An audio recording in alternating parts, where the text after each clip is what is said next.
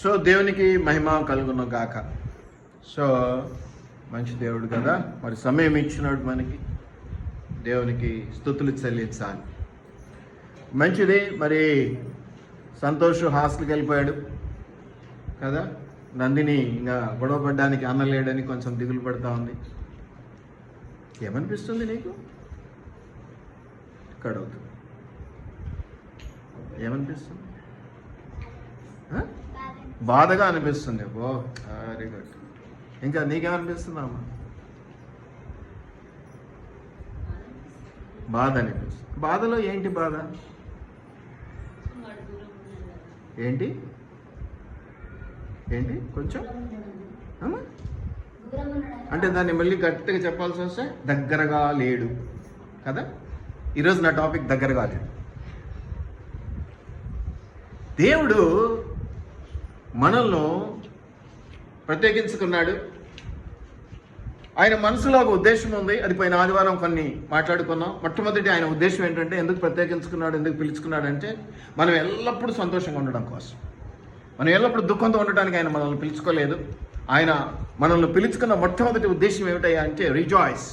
ఎప్పుడు కూడా శాంతితో, సమాధానంతో, నెమ్మదితో, సంతోషముతో ఉండాలి అనేటువంటి ఆ యొక్క ఉద్దేశంతో మనల్ని పిలుచుకున్నాడు. సరే, కొన్ని మాటలు ఉన్నాయి, సిలువనెత్తుకొని నడవాలి అవి ఇవి అని. అవి మన యొక్క వ్యక్తిత్వానికి, మనకున్నటువంటి ఇరుకులు ఇబ్బందులను బట్టి మనం ఎలాంటి నడవడికలోనికి రావాలి, ఎలా తల వంచాలి, ఎలా విధేయత చూపించాలి అన్న దానికి గుర్తులుగా మనం వాటిని జ్ఞాపకం చేసుకుంటూ ఉంచాం. అయితే ఈరోజు అదే దేవుని చిత్తంలో ఇంకొక ఉద్దేశం ఉన్నది.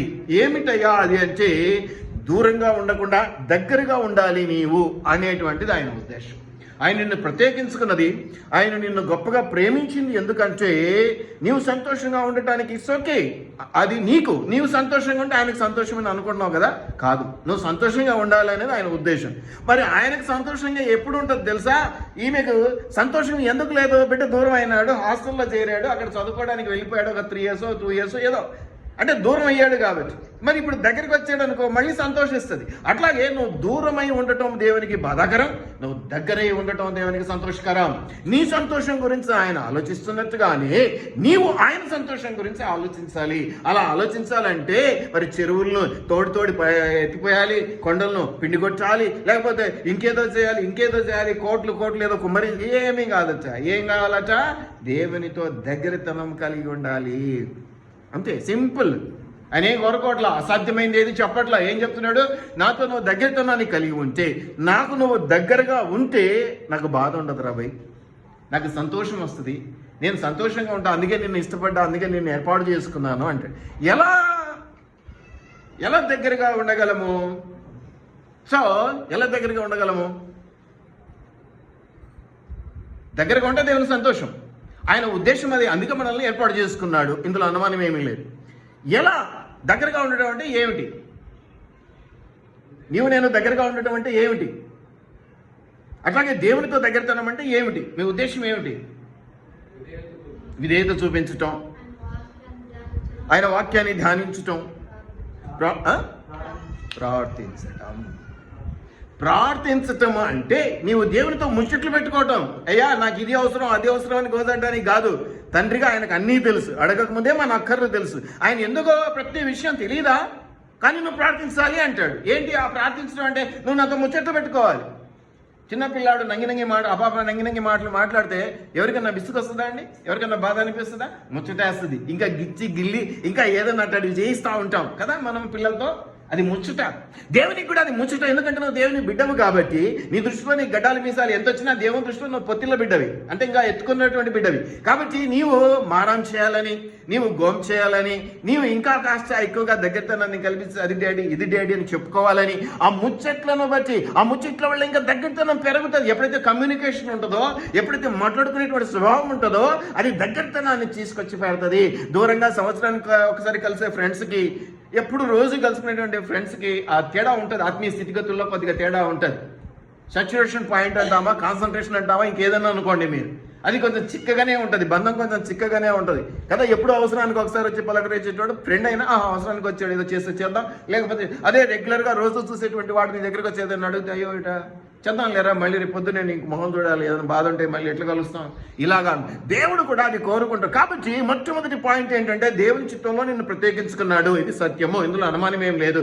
ఎందుకు ప్రత్యేకించుకున్నాడు అంటే ఎప్పుడు తుమ్ముతూ దగ్గుతూ అనారోగ్యంతో లేకపోతే అలజడితో లేకపోతే ఏ నష్టంతోనో కుంగిపోయో అలా ఉండటానికి కాదు, ఎల్లప్పుడూ సంతోషంగా ఉండడం కోసం నిన్ను పిలుచుకున్నాడు. ఇది పోయిన వారం టాపిక్. ఈ వారం ఏంటంటే ఆయన సంతోషంగా ఉండటం కోసం నీతో దగ్గరతనాన్ని కోరుకుంటున్నాడు. నువ్వు ఎంత దగ్గర అవుతే అంతగా ఆయనకి సంతోషం, అంతగా సంతోషపడితే కొంత సంతోషంలో ఎక్కడైనా కూడా కొడుకు పాలు ఉంటుంది, కొడుకు బాగా ఉంటుంది కదా. కాబట్టి ఈ రోజుల్లో కొడుకులు అట్లా చేయట్లేదు, తరిమేస్తున్నారు. కాబట్టి అది బాగా ఉందో లేదో తెలియదు లోకరీతిగా. కానీ మామూలుగా అయితే తండ్రుల విషయంలోకి వచ్చేసరికి పెద్ద దాంట్లో భాగం. కాబట్టి కుమారుడిగా నీ హక్కు ఏంటో, కుమారుడిగా నీ అర్హత ఏంటో ఆయన చెప్తూ ఉన్నాడు. దగ్గరతనం. ఈ దగ్గరతనం సరే వాక్యం చదివితే ఏంటంటే దేవుడు ఏం మాట్లాడతాడో మనకు తెలుస్తుంది, పాజిటివ్ థింకింగ్ వస్తుంది, పాజిటివ్ ఎనర్జీస్ వస్తాయి, అది వేరే విషయం. కానీ ప్రార్థన అనేది చేస్తే నువ్వు దేవునితో మాట్లాడినట్లు ఎంతగా ఎక్కువగా మాట్లాడతావో అంతగా దగ్గరతనాన్ని కలిగి ఉంటావు. ఎంతగా నువ్వు ముచ్చట్లు చాలా గంభీరంగా ఎవరికి అర్థం కాని పదాలు పెట్టుకొని గ్రాంధికమైన పదాలు, 4 ఇంగ్లీష్ పదాలు, 4 తమిళ పదాలు, 4 తెలుగు అన్నీ దేవునికి సులాయాసంగా అర్థమయ్యేటివే. నువ్వు సర్వసాధారణంగా ఏంటి అడిగి అన్నట్టుగా మాట్లాడితేనే ఆయన సరదాగా తీసుకుంటాడు. అటువంటి ప్రార్థనలు ఎక్కువగా వింటాడు. నీ గంభీరతను బట్టి కాదు ఆయన దగ్గరికి పోతుంది ఆ ప్రార్థన లేదా అనేది కాదు. నీతో ఎంత చనువు ఉంది, ఎంత చక్కడితనం ఉంది, ఎంత బంధం ఉందో దాన్ని బట్టి ఇమీడియట్గా వెళ్ళిపోతుంది. నిజముగా మొరపెట్టుకునే వారి పక్షాన ఉంటాడు. అనేక మంది మొరపెట్టుకుంటున్నారు ఈ లోకంలో, కానీ ఎవరి దగ్గరగా వింటాడు?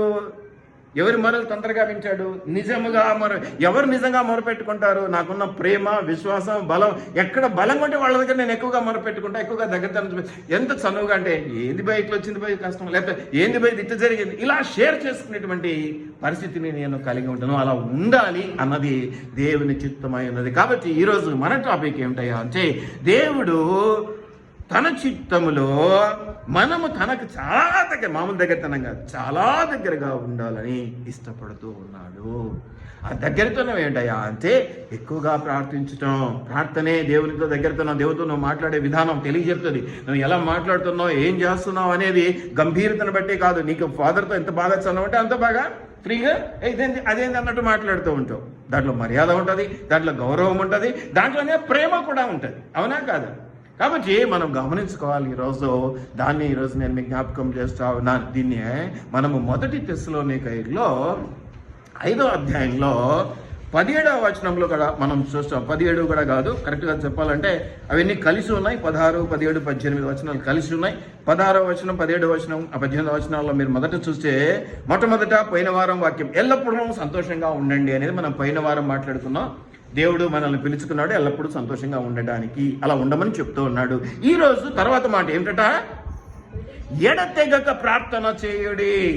Continuously, without any break. అంటే ఎట్లుండాలి? ఇంకా నువ్వు మోకరించి కగ్గు కప్పుకొని అది కప్పుకొని ఇటు పెట్టి అటు పెట్టి కాదు.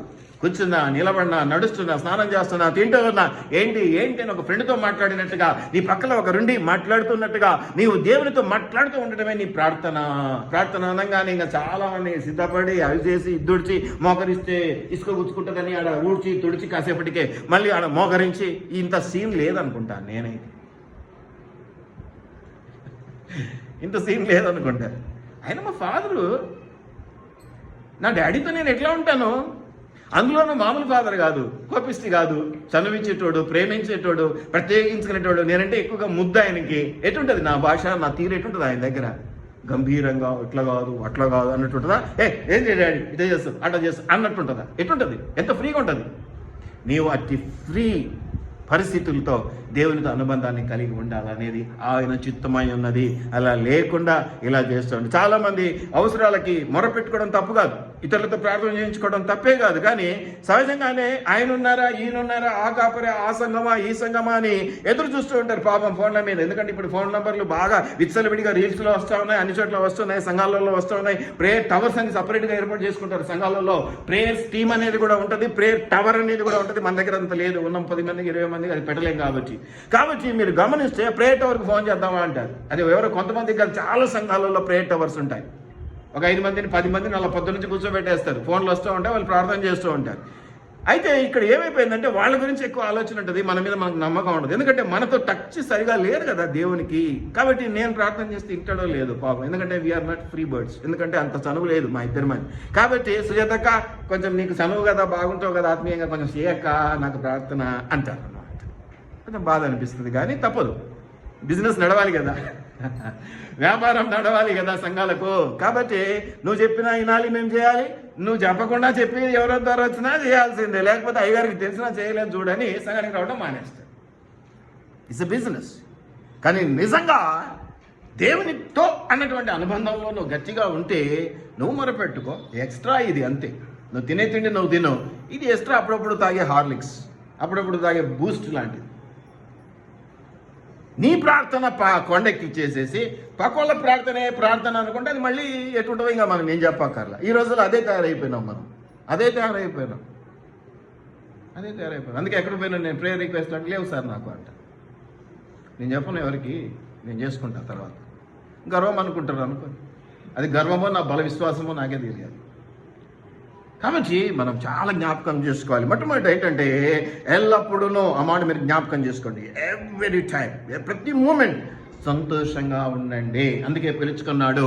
ఇంకో మాట ఏంటంటే ఈరోజు మాట ఎడతెగక ప్రార్థన చేయుడి. ఇక మూడవ మాట తర్వాత చూద్దాం, మళ్ళీ ఎప్పుడైనా చూద్దాం వీలుంది.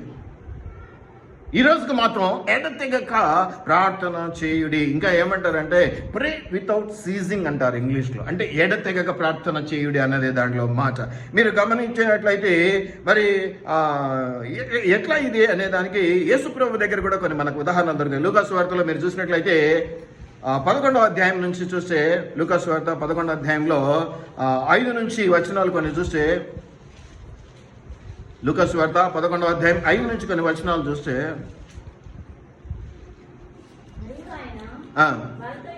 వారితో ఇట్లా నేను మీలో ఎవరికైనాను ఒక స్నేహితుడు ఉండగా అతడు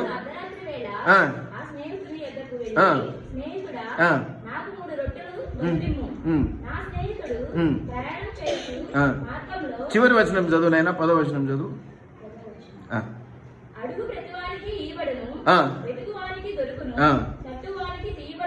తీయబడునని మీతో చెప్పుచున్నాను. అడుగుడి మీకు ఇయ్యబడును, వెదకుడి మీకు దొరకును, తట్టుడి మీకు తీయబడును.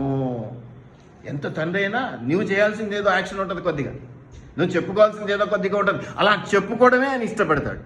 ఆయన చెప్పుకోవడమే ఇష్టపడతాడు. నువ్వు ప్రార్థన చేయడమే. నువ్వు ప్రార్థన చేయకుండా సమస్య తెలియని దేవుడైతే కాదు ఆయన.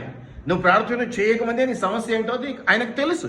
కానీ నువ్వు ఎలా ముచ్చటగా చెప్తావో, ఎలాగ బ్రతిమాలుకున్నట్టు చెప్తావో, ఎలా ప్రేమించి చెప్తావో, ఎలా ఆ దేవునితో ఉన్న చనువును బయటికి తీసుకొచ్చి చెప్తావో చూడాలని ఇష్టపడేటువంటి దేవుడు. నీ సమస్య నాకు తెలిసినా నువ్వు ఎలా నన్ను అప్రోచ్ అవుతావో దాన్ని బట్టి ఉంటుంది నా రియాక్షన్. అంతేనా కాదు? నువ్వు నా దగ్గరికే రాలేదు అనుకో, అడగలేదు కదా అంటే తర్వాత చూద్దాంలేండి అంటాను. అడుగుతున్నాడు అనుకో, పెద్ద ఇష్టంగా అడగలేదండి, ఏదో చేసాం లేకపోతే తర్వాత చూద్దాంలేండి. అరే బతిమాలుకున్నాడండి, అబ్బాబ్బా ఇంకా నువ్వు తప్ప లేదన్నా పోదంపా అంటున్నాడండి, పోదంపా అండి అంట. బతిమాలుకోవడంలో కూడా రకరకాలైనటువంటి పద్ధతులు. దేవుడు ఇవన్నీ గమనించుకుంటాడు. అడుగుడి ఇవ్వబడును, వెదకుడి దొరుకును, తట్టుడి తీయబడును అంటాడు. 13వ వచనంలో మీరు చూస్తే ఇంకా చక్కగా ఉంది. పరలోకమందున్న మీ తండ్రి తన్ను అడుగు వారికి పరిశుద్ధాత్మని ఎంతో నిశ్చయముగా అనుగ్రహించను. ఈ పరిశుద్ధాత్మ దేవుడు మనలో ఉంటే ఇంకా కొంచెం బంధం గట్టిగా ఉంటుంది దేవునితో కదా. అదే కదా మనకు దేవునికి మధ్య ఒక అనుబంధం. సంధానకర్త, సమాధానకర్త, ఆదరణకర్త, భద్రతనిచ్చేటువంటి దేవుడు కదా. నీకు ఇంకా చేత కాకపోతే నీలో ఉన్న పరిశుద్ధాత్మ దేవుడు చెప్పనలవి గాని మూలుగులతోనూ దుఃఖంతోనూ ప్రార్థన చేస్తాడు నీ బదులుగా. అవునా కాదా? నీలో ఉన్నటువంటి పరిశుద్ధాత్మ దేవుడు ప్రార్థన చేస్తాడు, చేయిస్తాడు, నిన్ను ప్రోత్సహిస్తాడు, నేను బలపరుస్తాడు. అది ఇవ్వాలన్నా కూడా తండ్రిని అడగాలి. ఆయన ఏమంటాడు? తన్ను అడుగు వారికి పరిశుద్ధాత్మను ఎంతో నిశ్చయముగా ఖచ్చితంగా కంపల్సరీ ఇస్తాను అంటూ ఉన్నాడు. కాబట్టి ఎడతెగక ప్రార్థన చేయడం అనేది చాలా చాలా అవసరం. ఎప్పుడు కంటిన్యూగా కలుస్తూ ఉండటం, మాట్లాడుకుంటూ ఉండటం, షేర్ చేసుకుంటూ ఉండటం అనేది చాలా అవసరం. అలా లేకపోతే అభిప్రాయాలు మారిపోతూ ఉంటాయి, ప్రేమలు మారిపోతూ ఉంటాయి, వాటిని ఎగ్జిబిట్ చేసే విధానాలు కూడా మారిపోతూ ఉంటాయి కదా. ఇప్పుడు వాడున్నాడు చిన్నపిల్లడు, నా ప్రేమను నేను తీసుకురావాలి అనుకుందాం, చూపించాలి. ఏం చేస్తే బాగుంటుంది? మహా అంటే ఒక ₹10 చాక్లెట్ కూడా సరిపోతుంది, ఒక ₹10 చాక్లెట్ కూడా సరిపోదు కదా. ఇంకెవరైనా పెద్దోళ్ళు ఉన్నాను, నారాజు అని ఉన్నాడు అనుకోండి, ఒక కేజీ చాక్లెట్ కొనియాలి. కష్టం, అది కూడా ప్రేమ కాదు అనేది వస్తుంది. కాబట్టి మనం నడుచుకునే విధానం, మనం ఎలాగ దేవునితో దగ్గర అనుబంధాన్ని కలిగి ఉన్నామన్న పాత్ర చాలా ఎక్కువ ఉంటుంది మన ప్రార్థనలు నెరవేర్చబడటానికి. ఆ ప్రార్థనలు నెరవేర్చబడటానికి ఇవన్నీ కూడా చాలా పనిచేస్తాయి.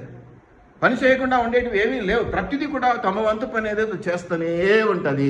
దాన్ని సక్రమంగా నిలబెట్టుకుంటే పనులు జరుగుతాయి అనేది నేను మీకు ఇక్కడ జ్ఞాపకం చేస్తాం. ఇదే లూకాలోనే 18వ అధ్యాయంలో కూడా కొన్ని మాటలు ఉన్నాయి. మీరు మొదటి నుంచి చూస్తే 18వ అధ్యాయంలో కూడా విసుకగా నిత్యము ప్రార్థన చేయుండటకు ఆయన వారితో ఈ ఉపమానము చెప్పిను అంటూ ఉన్నాడు. చూడండి, విసుకగా నిత్యము ప్రార్థన చేయాలి, విసుకోవద్దు. ఏంటి, డాడీయే కదా 10 సార్లు అడిగాను, ఇంకెన్నిసార్లు అడుగుతాం, ఒకసారి చెప్తే చాలదా? ఇట్లాంటి ధోరణికి వెళ్ళిపోకూడదు. నీ సొంత తండ్రితో కూడా ఇటువంటి ధోరణి ఉండడం తండ్రికి ఇష్టం ఉండదు కదా. చూద్దాంలే అంటున్నంత మాత్రాన చేయకూడదని కాదు కదా. నువ్వు అడిగే విధానంలో ఈ మార్పు ఖచ్చితంగా ఉండాలి. ఏమనుందమ్మా 18:1 వారు విసుకక నిత్యము ప్రార్థన చేయించుండవాలని అనుటకు ఆయన వారితో ఈ ఉపమానము చెప్పెను అనే మాట మనం ఇక్కడ చూస్తూ ఉన్నాం. మరి ఇక్కడ చాలా మంది చూస్తూ ఉన్నారు. 7వ వచనంలో కూడా అంటాడు, దేవుడు తాను ఏర్పరచుకున్న వారు దివారాత్రులు తను గురించి మొరపెట్టుకొనుచుండగా వారికి న్యాయం తీర్చడా. ఒక అన్యాయస్తుడైనటువంటి న్యాయమూర్తి గురించి మాట్లాడుతూ ఉన్నాడు ఈ పారాగ్రాఫ్లో. చివరికి వచ్చే మాట ఏమిటయ్యా అంటే, అట్టి అన్యాయమైనటువంటి ఆ న్యాయమూర్తే గోజాట పోనీపోయి చేద్దాం అనుకున్నారు, లేకపోతే ఏదో జరిగిపోయింది. ఇటువంటి ఉదాహరణలు బైబిల్లో చాలా ఉన్నాయి.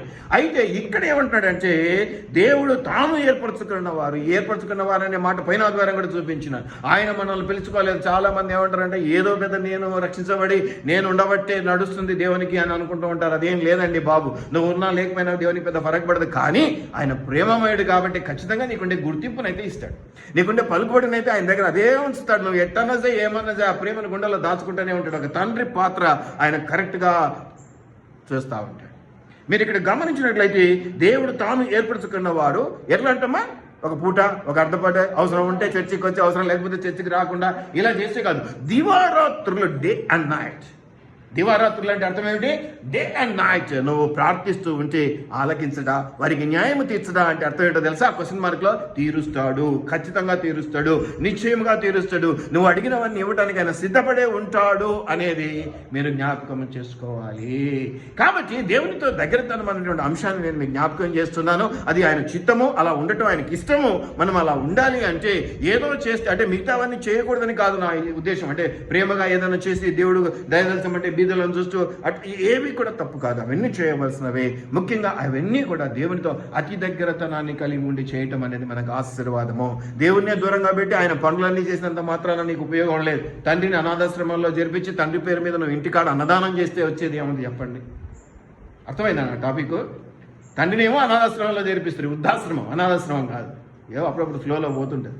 వృద్ధాశ్రమాల్లో చేర్పిస్తారు, ఇంటికాడ డాడీ పేరు మీద అన్నదానం చేస్తారు. ఏమిటి లాభం?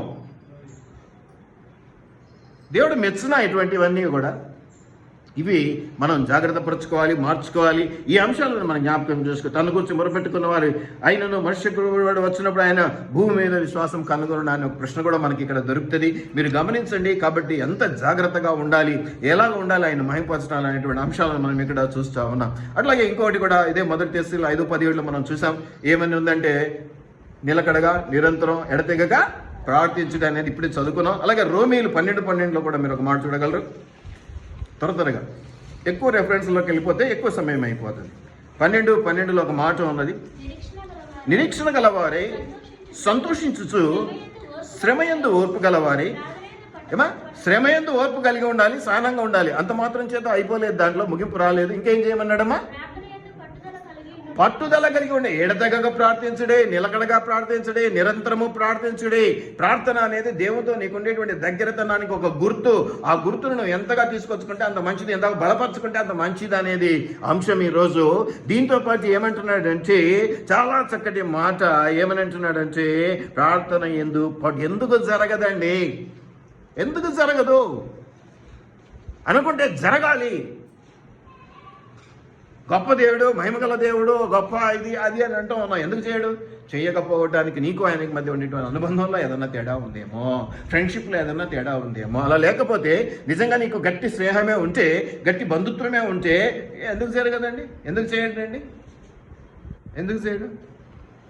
ఇది మనం జ్ఞాపకం చేసుకోవాలి. కదా. సొంతం మీ అన్న కొడుకో మీ అక్క కొడుకో మీ ఇంటికి వచ్చాడు అనుకోండి, ఎట్లుంటుందండి మావాడు కదా. ఎక్కడో వేలు విడిచిన కాలు విడిచిన ఆ బాయ్ ఈ బాబాయ్ అక్క ఎక్కడో ఉంది ఆ ఊరవతల ఆ వచ్చినాడు అనుకోండి, ఒక పూట అన్నం పెట్టి మరుసటి రోజు ఎప్పుడు పోతావురా అంటారు. అంతేనా కాదు? అది మీ అక్క కొడుకో సొంత మూడు వచ్చినాడు అనుకోండి, ఉండరా అప్పుడు ఏం పని ఊరికి నువ్వు చేసే పని ఏముందిరా ఇక్కడ ఉండొచ్చు కదా 4 రోజులు అంటారు. అవునా కాదా? ఇత్తాడి బంధుత్వం దేవునితో నీకు ఎలా ఉందో ఒక్కసారి చూపు చేసుకో. అప్పుడు ఎందుకు నువ్వు అడిగినవి, నేను ప్రార్థన అనటం లేదు, ఇక అడిగినవి అంటున్నా. అంటే ఇక మనం ప్రార్థన అడుగుతూ ఉంటాం కాబట్టి మనం ఏది అడిగినా చేయాల్సిన బాధ్యత తండ్రిగా ఆయన మీద ఉంది, చేస్తాడు. ఏ లింక్ అయితే సరిగా లేదో, నువ్వు నాతో సరైనటువంటి లింక్ లేకపోతే నా ద్వారా వచ్చేటువంటి బెనిఫిట్ నీకు రాదు. అంతే ఆటోమేటిక్గా. ఇందులో పెద్ద సూత్రం ఏం లేదు, ఇక్కడ ఏ క్యాలిక్యులేషన్స్ ఏం లేవు, మ్యాథమెటిక్స్ ఏం లేవు, ట్రిగనోమెట్రీ ఏమీ లేదు, అంత సర్వసాధారణం. అవునా కాదా? ఖచ్చితంగా అవి నెరవేర్చబడాలి అంటే నీకు దేవునికి నీకు ఒక మనిషితో కూడా పోల్చుకోండి. అన్నతో నాకు మంచి లింక్ ఉందనుకోండి, పోగానే కాఫీ ఇస్తాడు, పోగానే ఏదన్నా పెడతాడు, పోగానే ఏదన్నా చేస్తాడు, అయ్యో అలసిపోయినాడు అంటారు. ఏమీ లేదనుకోండి, వచ్చినాడు అబ్బా అయినా 2 ముక్కలు చెప్పి ప్రార్థన చేసి పోయేదానికి రోజు రావాలా అంటాడు. బంధుత్వం దాంట్లో ఉందండి మెలిక. ఆ మెలికను తెలుసుకోకుండా, ఆ పద్ధతిని తెలుసుకోకుండా ఆ సంఘం ఈ సంఘం ఆ కాపరి ఈ కాపరి 1,00,000 2 లక్షలు వృధా ప్రయాస అని నా ఉద్దేశం. మరి మీకుంటే ఇష్టం, అది వేరే విషయం. కానీ నా ఉద్దేశం అయితే ఏమ్మా, లోపలంతా మసికి పోతే ఇది కడుక్కోకుండా బయట ఏదో దుడుచుకుంటే ఏమొస్తుంది కదా, ఏం లాభం లేదు కదా. స్నానం చేయకుండా పౌడర్ వేసుకున్నట్టు ఉంటుంది. ఎట్టుంటుందంటే స్నానం చేయకుండా ఒక వారం 10 రోజులు చక్కగా పౌడర్ వేసుకున్నట్టు ఉంటుంది. బయటికి వెళ్ళినప్పుడల్లా కేజీల పౌడర్ పూసుకున్నట్టే ఉంటుంది. దానివల్ల పెద్ద ఉపయోగం లేదు. దేవుడు ఇష్టపడతాడని నేను అనుకోను. ఇష్టపడి పౌడర్ కొట్టుకునే వాళ్ళందరినీ ఇష్టపడడానికి కాదు, ఖచ్చితంగా ఇలా చేసేవాళ్ళని ఇష్టపడాడు అని నా నమ్మకం. ఓకే, ఇంకా చక్కటి మాటలు ఉన్నాయి. మీరు గమనించినట్లయితే 12:12లో చక్కటి మాట మనం చూసినాము. అట్లాగే ఎఫ్ఎస్సిలో 6:18లో కూడా మీరు చూసినట్లయితే, ఎఫ్ఎస్సిలో 6:18లో కూడా మీరు చూసినట్లయితే 6:18లో ఏమైనా చూడండి ఒక్కసారి. ఆత్మ వలన అమ్మా లేదు. ఎందుకంటే దానియేలు 3 సార్లు చేశాడు, దావీదు 3 సార్లు చేశాడు, యెహెజ్కేలు 2 సార్లు చేశాడు. అవి చూస్తాం. తూర్పు దిక్కు చేశాడు, కిటికీలు తెరుచుకొని చేశాడు. అబ్బా ఇంకా స్నానం చేయలే, అబ్బా ఇంకా నేను ఇట్టే ఉండా, ఏమా చర్చికి రాలే, ఇంకా ఏంది సార్ ఇట్టుంది, ఇంటికి పోయి స్నానం చేసి అందంగా తయారై రావాలి. యాడికి పోతున్నావు? సినిమాకి పోతున్నావా, పిక్నిక్ పోతున్నావా, పార్కుకి పోతున్నావా? అంటే అలాగా అశుభ్రంగా రమ్మని చినిగిన బట్టలు వేసుకొని రమ్మని కాదు నా ఉద్దేశం.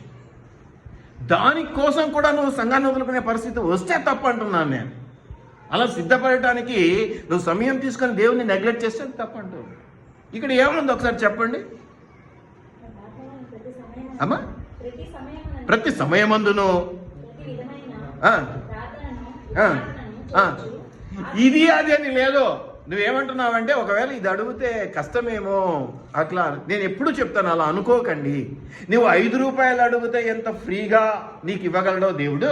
5 కోట్లు 500 కోట్లు 5,000 కోట్లు అడిగినా అంతే. కానీ ఇవ్వాలి అంటే లింక్ సరిగా ఉండాలి. నేను మొన్న ఒక ఉదాహరణ చెప్పిన. నువ్వు కోటీశ్వరుడు కావాలంటే సంవత్సరం పట్టొచ్చు, 2 సంవత్సరాలు పట్టొచ్చు, 10 సంవత్సరాలు పట్టొచ్చు, లేదా ఈ జీవిత కాలంలో నీకు అది సాధ్యం కాకపోవచ్చు. మొన్న ఒక ఉదాహరణ చెప్పిన కదా. అదే ఇప్పుడు నాకు ముఖేష్ అంబానీ ఫ్రెండ్ అయిపోయాడు, చాలా క్లోజ్ అయ్యిండు. నేను అడగకర్లా, స్నేహానికైనా కయ్యానికైనా ఆయనే అనుకుంటాడు, ఈ పాస్టర్ గారికి ఏం లేదు, నా స్నేహితుడిని చెప్పుకోవాలంటే సిగ్గు అనిపిస్తుందని ఒకసారి పిఎని పిలుస్తాడు. పిఎని పిలిస్తే శేఖరయ్య గారి అకౌంట్ నెంబర్ కనుక్కొని 1 కోటో 2 కోట్లు 100 కోట్లు పెట్టే అంటాడు.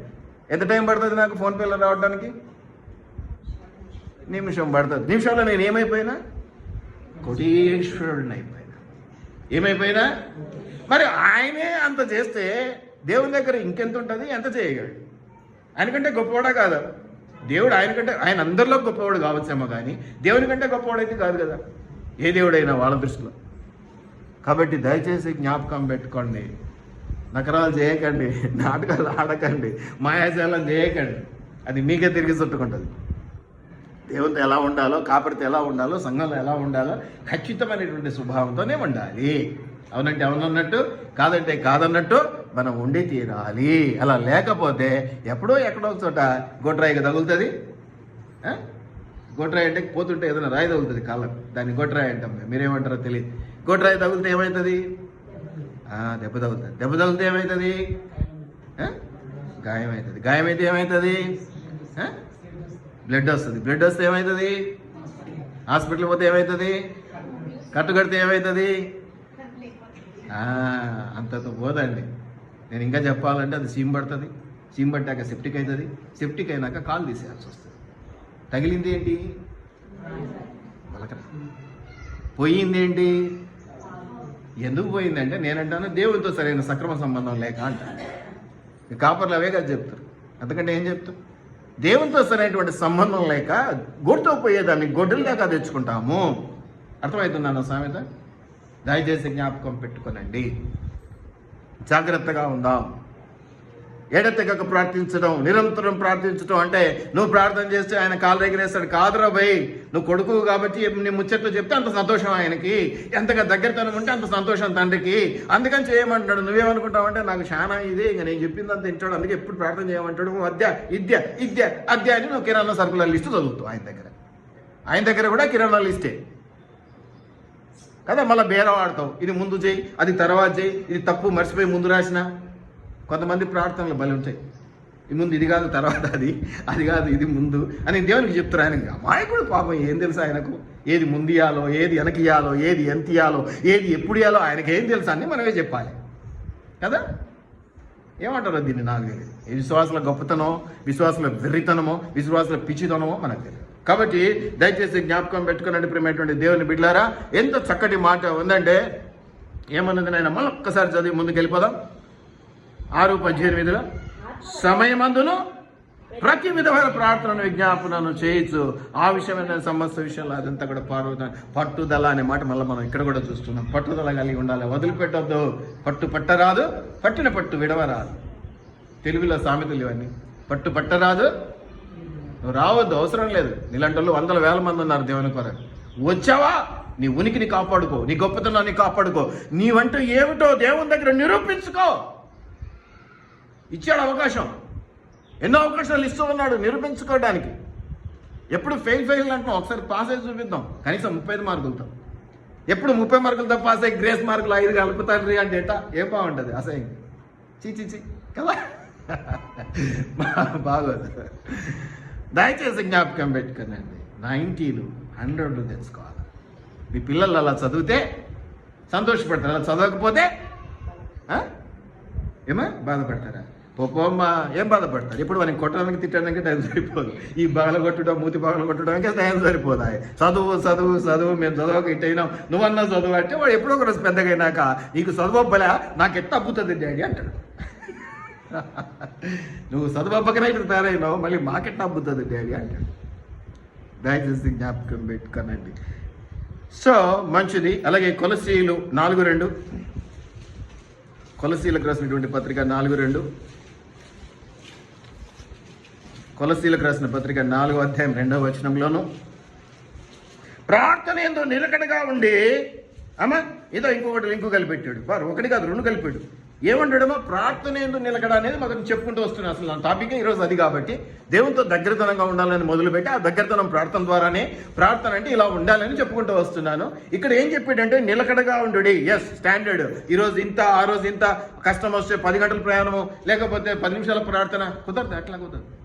నిలకడగా స్టాండర్డ్ టైమింగ్స్, ఇగో 1/2 అవర్ ప్రార్థన సమయం, ఎవరు డిస్టర్బ్ చేయదు. అలా ఉండాలి, ఫిక్స్డ్ టైం. వాళ్ళ ఇంటికి బాగానే 9 నుంచి 10 వాళ్ళు ప్రార్థనలో ఉంటారండి. అది సాక్ష్యం. 9 నుంచి 10 అంటే కార్తీక దీపం సీరియల్ చూస్తుంటారండి అనేటువంటి పరిస్థితి క్రైస్తవులకు ఉండకూడదు. ఆ టైం నాకు తెలియదు, ఊరికి అంటుండా. మళ్ళీ మీరు కాపరి చూసినాడేమో అందుకే టైమింగ్స్తో సహా చెప్తాడు. లేదు నేను ఒక రాయేసిన అంతే.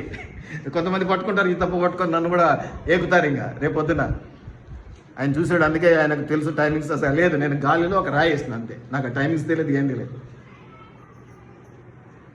దయచేసి జ్ఞాపకం పెట్టుకోనండి. ఆ లెవెల్కి రాగలిగితే అది బంధం, అది అనుబంధం, అది ప్రేమ, అది నిలకడగా ఉండటం అండి. అది నిలకడగా ఉండటం అంటే ఇంకేమంటాడమ్మా? నిలకడగా ఉండి అని దాన్ని ముగించకుండా ఇంకేమంటాడు?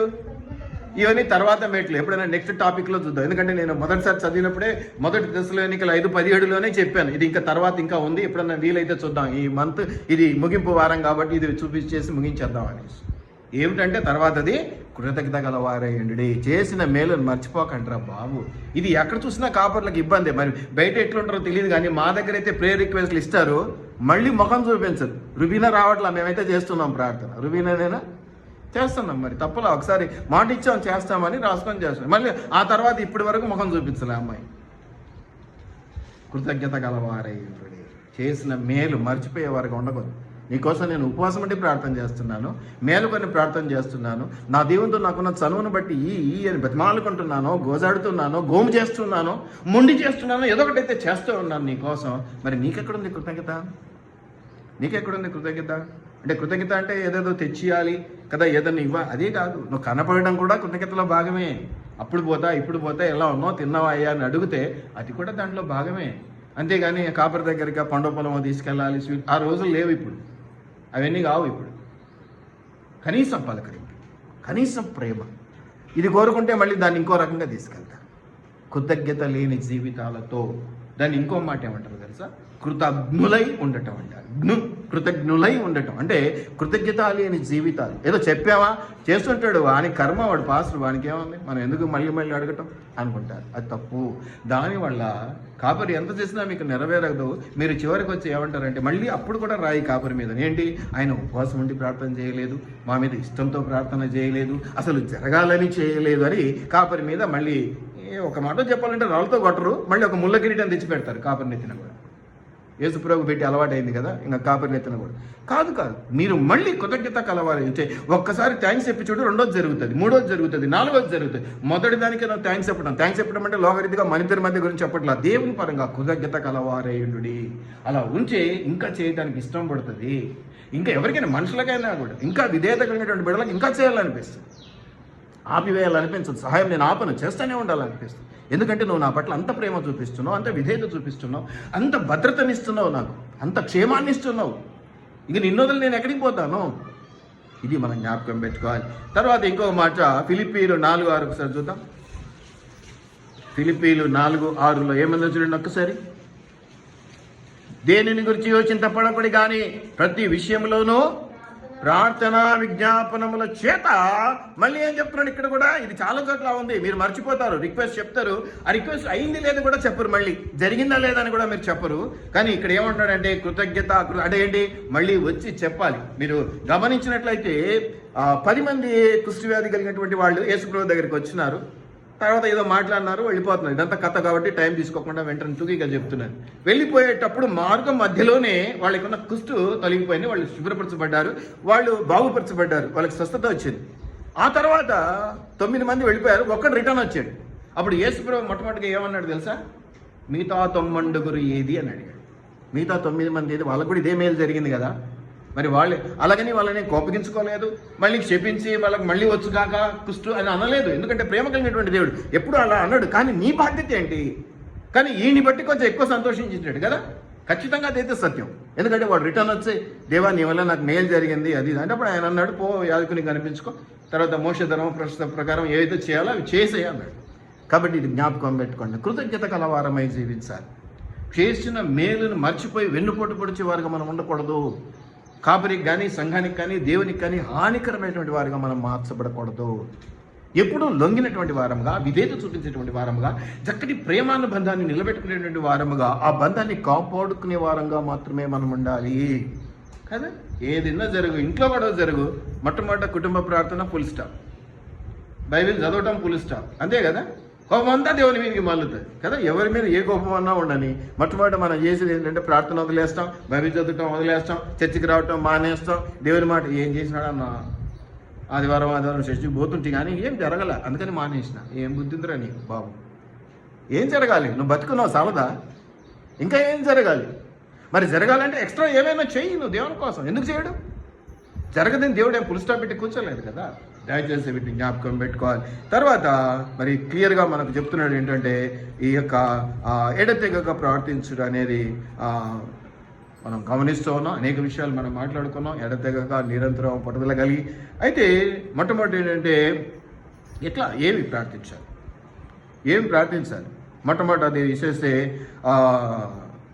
దేవుని స్తుతించాలి. పరలోకమందున్న మా తండ్రి. దేవుడు నేర్పించినటువంటి పరలోక ప్రార్థనలో మొట్టమొదటి మాట ఏంటంటే పరలోకమందున్న మా తండ్రి, దేవుని స్తుతించేటువంటి మాట. మొట్టమొదటి లిస్టు తీయంగానే ఇదిగో అది కావాలి, ఇదిగో అది కావాలి కాదు, మొట్టమొదటి ఏం చేయాలట?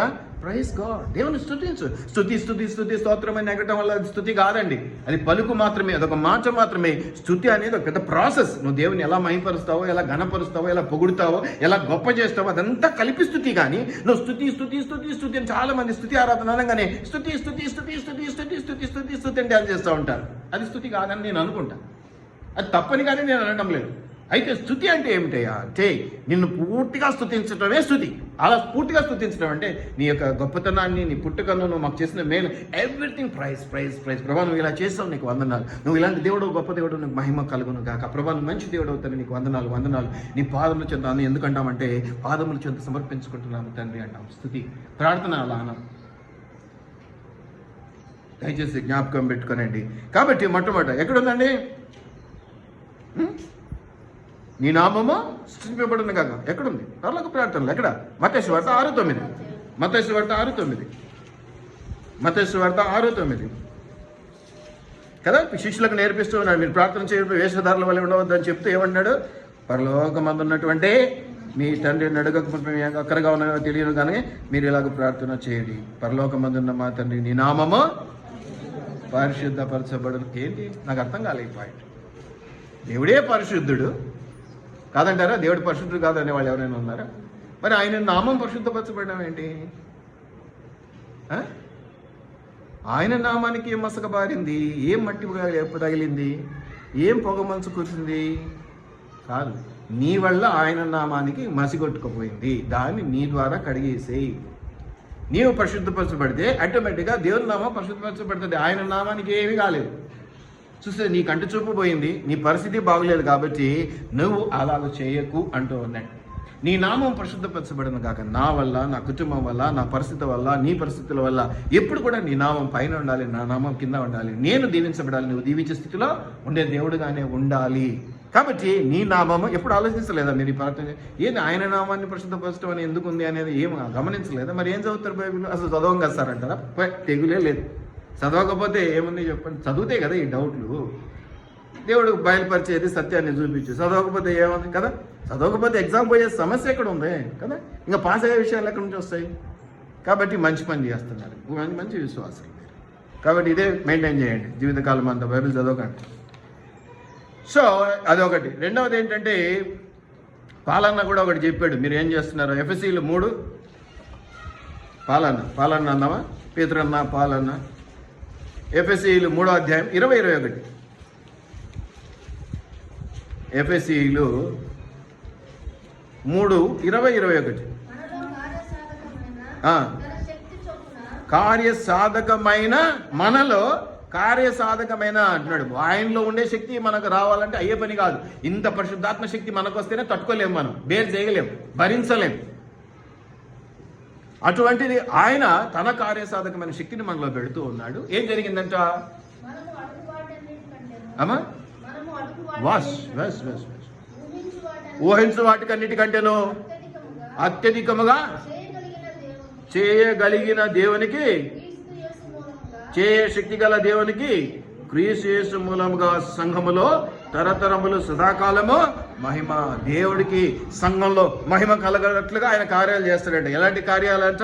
అడుగు వాటి కంటేను, ఊహించు వాటి కంటేను అత్యధికంగా.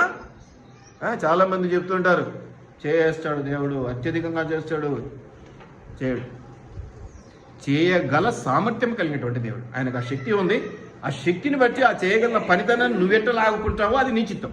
నువ్వు కాకపడతావా, దేవుని మెప్పిస్తావా, దేవుని సంతోషపెడతావా, దేవుని దగ్గర నుంచి ఎలా తీసుకుంటావా, అది నీకు దేవునికి మధ్య సంబంధం. చాలా మంది కాపర్లు నేను ప్రార్థన చేసిన అది జరిగింది, నేను ప్రార్థన చేసిన ఇది ఏం లేదండి, గొట్టం. కాపరిది ఏమీ లేదు, మధ్యవర్తి మాత్రమే. మీ చేత దేవుని చేత మధ్యలో వాడబడుతున్నటువంటి ఒక యంత్రం మాత్రమే. ఆయన గొప్పతనం ఏం లేదు. నువ్వు చెప్తే ఆయన చెప్పాలా, ఆయన చెప్తే నీకు చెప్పాలి. Just channel. ఈ ఛానల్తో మీకు ఒరిగేది ఏమీ లేదు. ఏదున్నా మీకు దేవునికి మధ్య ఉండేటువంటి అనుబంధం. ఈ అనుబంధం గట్టిగా ఉంటే ఆయన చేయగల సామర్థ్యం. 5 రూపాయలు అడిగితే 5 కోట్లు ఇవ్వగలిగినటువంటి సామర్థ్యం కలిగినటువంటి వాడు. 5 రూపాయల అవసరంలో 5 కోట్లు ఎలా రాబట్టుకోవాలో నీ పనితనం అదే. నీ మాట తీరు, నీ ప్రవర్తన, నీ వినయము, నీ విధేయత, నువ్వు చూపించే ప్రేమను బట్టి అది ఆధారపడుతుంది. ఊరికెందుకు ఇస్తాడు? ఇయ్యగలడు, ఆయన దగ్గర మస్తుగా ఉంది, చేయగలడు, సమస్తం చేయగలడు. నువ్వు ఏది అడుగుతున్నావో దానికి మించిన కార్యాలు నీకోసం చేయగలడు. కానీ ఎందుకు చేయాలి? ఎందుకు చేయాలి? చేయాలి అంటే నువ్వు ఎలా ఉండాలి? నేను నీకు ఏదైనా చేయాలంటే నువ్వు ఎలా ఉంటే చేస్తాను. నేనంటే కోపంగా, నేనంటే పగాద్వేషంతో, నేనంటే ఇంకేదో ఇబ్బందితో ఉంటే చేయగలను, నేను చేస్తాను. అసలు చేయగలను ఉండొచ్చు, చేస్తాను, కానీ చేయను కదా. చేసే కెపాసిటీ నాకున్నా నేను చేయను, నాకేం అవసరం ఉందని.